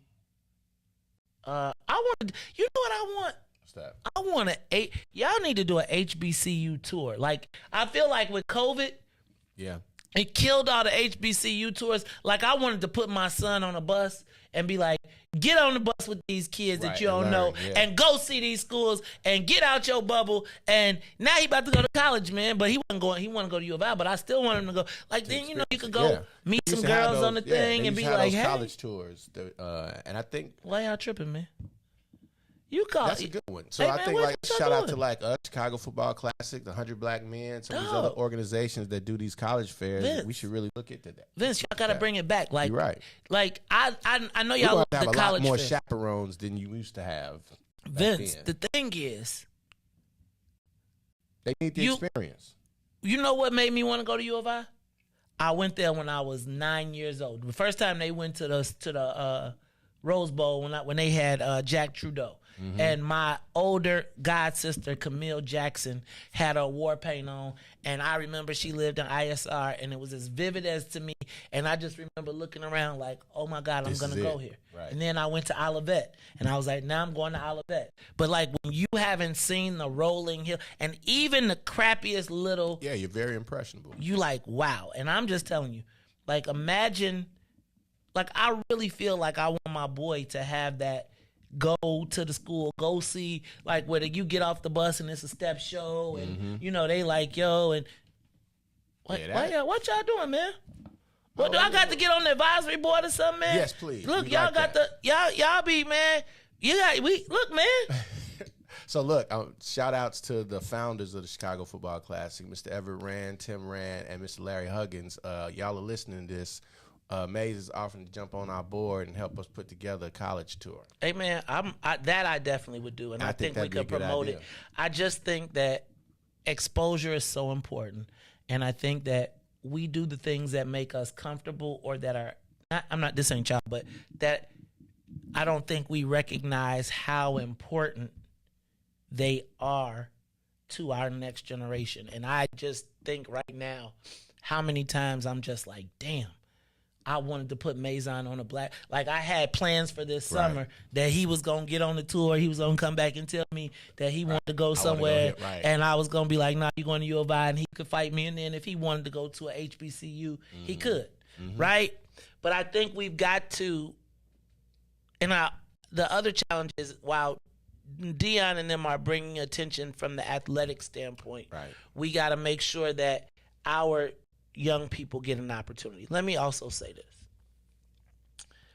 I remember the Chicago Football Classic, the first one, way back when I was in college.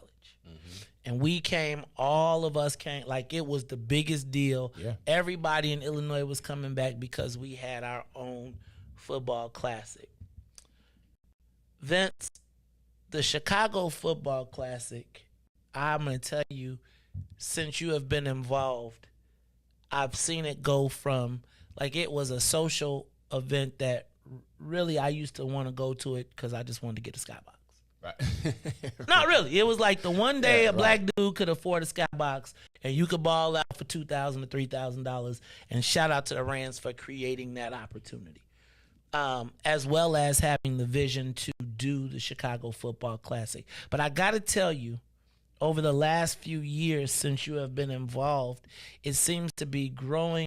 It seems to have a vision, and it seems to be making an uptick in connecting with young people. Well, I mean, again, it's a team effort. Like, we've got a good nuclear team over there. Like, I got Janet Berry over there. Hey, Janet. Julia Steele. Julia. Yeah. Oh man, we've got a lot of great people to work with us over there. And again, the Rands and Mr. Huggins came up with a vision, and our job is trying to make it a reality by making it more than just a game. And that's why we're doing things. And it's funny that you bring up about the athletic piece.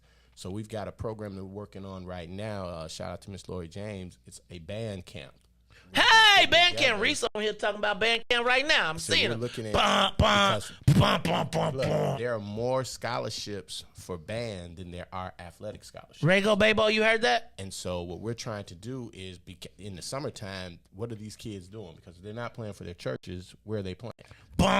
So we're putting together a program right now. We're looking to get some funding for. We've applied for some grants so we can actually put some more people into these band camps so they can be exposed to these HBCUs and have that experience.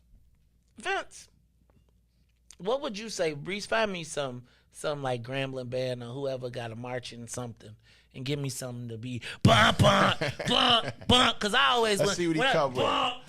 Let's see what you're working with, Reese. What you gonna come with? And can I just tell y'all something? I gotta send a shout out to University of Arkansas Pine Bluff. Yeah.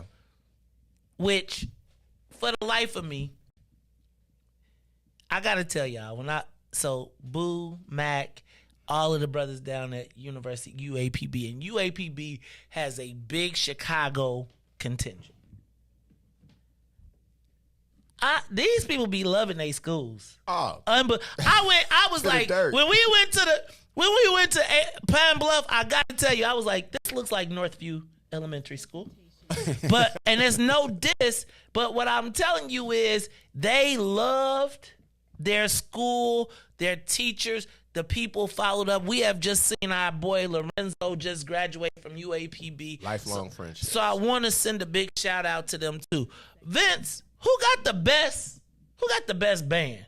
Because the best part to me, like even in the Chicago Football Classic, I mean, I feel you, and I know they got Dion and all that, but it be halftime. Everybody at halftime be like this. But who got the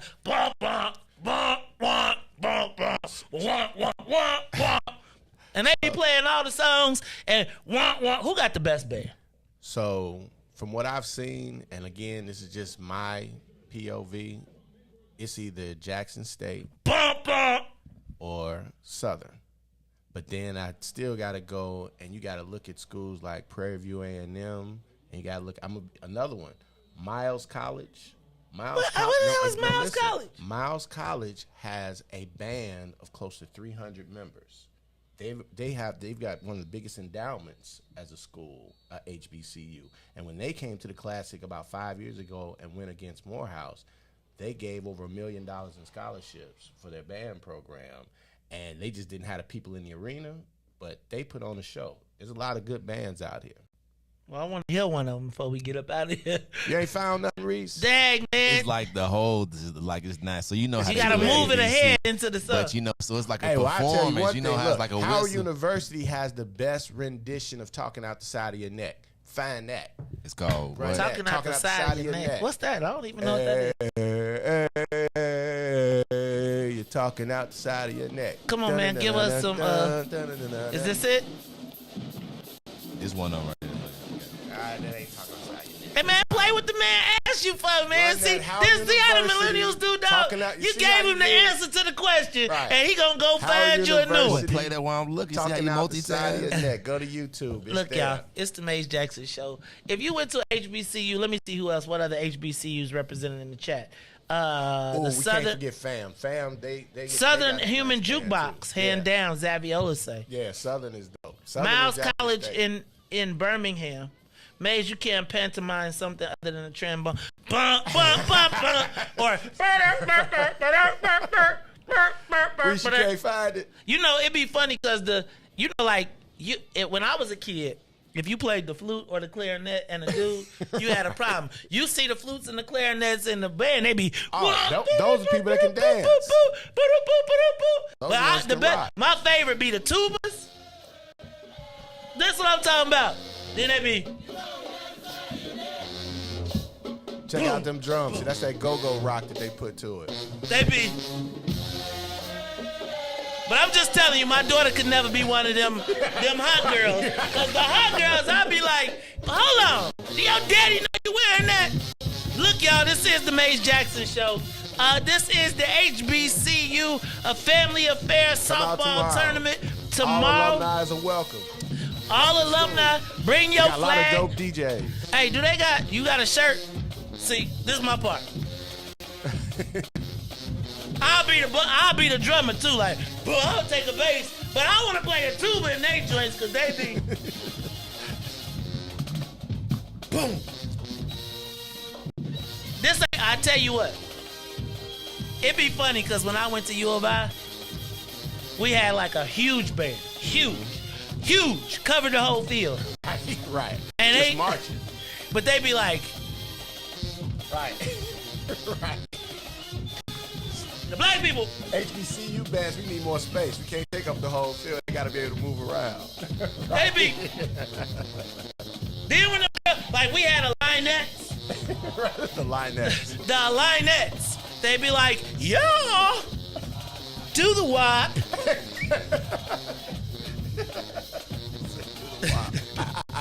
All right, y'all. This is the Maze Jackson Show. I'm having a good time. My man DJ Vince Bass. That's, give get me mixed up with Vince Adams. God, who will? Ain't he a fam you alumni? Yeah, fam Rattler. The Snakes, right? Shout out to Vince Adams too. It's the Jamal Jamal Smalls. Huh? Jamal Smalls. Jamal Smalls, you know he from Bolingbrook too. Didn't know that. See? Look at that. And Look at that. He a DJ this Craig Elliott. Yeah, Craig Elliott. Those are DJs for tomorrow. They repping their school. Straight up? Yeah, those part of the DJ list. You I tell get a Jamal chance to talk Smalls about if he that. don't wear a Bolingbrook Raiders hoodie somewhere in there. Hey, Jamal, you hear that? We got KB. Oh, wait, No. Kevin, Yeah, Kevin Bay. Yeah, he's DJing. He representing his school, Tuskegee. Tuskegee. Yeah. Got Josana from Morehouse. I noticed you ain't have no women. Oh, those are just DJs. Those are DJs. So they're Oh, repping I was this, gonna say, that's I the noticed. repping the yard. So they're gonna be Next playing. time when you be putting names at the top of the flyer, the number one HBCU graduate I got is President Kerry K. Steele. This is true. Shout out. I'm saying, Madam man, President. it be your own people, Reeks. It be your own people. Nah, man, it's my man Vince Bass. We got the family affair tomorrow. It's the softball tournament. Family It's more reunion. the They culture. got Just cookies. come on out. It's come out and Good enjoy the food, culture. the Bring culture. your chair. Bring your own Bring your BYOC. cooler. Bring your own chair. Bring your own cooler. Bring your own BYO. You got the space. and you Bring put the your other. BYOS. Right. Bring your own stuff. Bring your own yeah. All right. Right. All right, y'all. This is the Maze Jackson Show. I'm your host, Maze Jackson, for Maze, Riis, and Ruthie. My man, Vince Bass. I am the host where every single day we ask the question, what's in it for the black people? Tomorrow, it's a family affair. And if you don't like it, cause still tell them. Blah, blah, blah, blah. Maze said we out of here. Peace.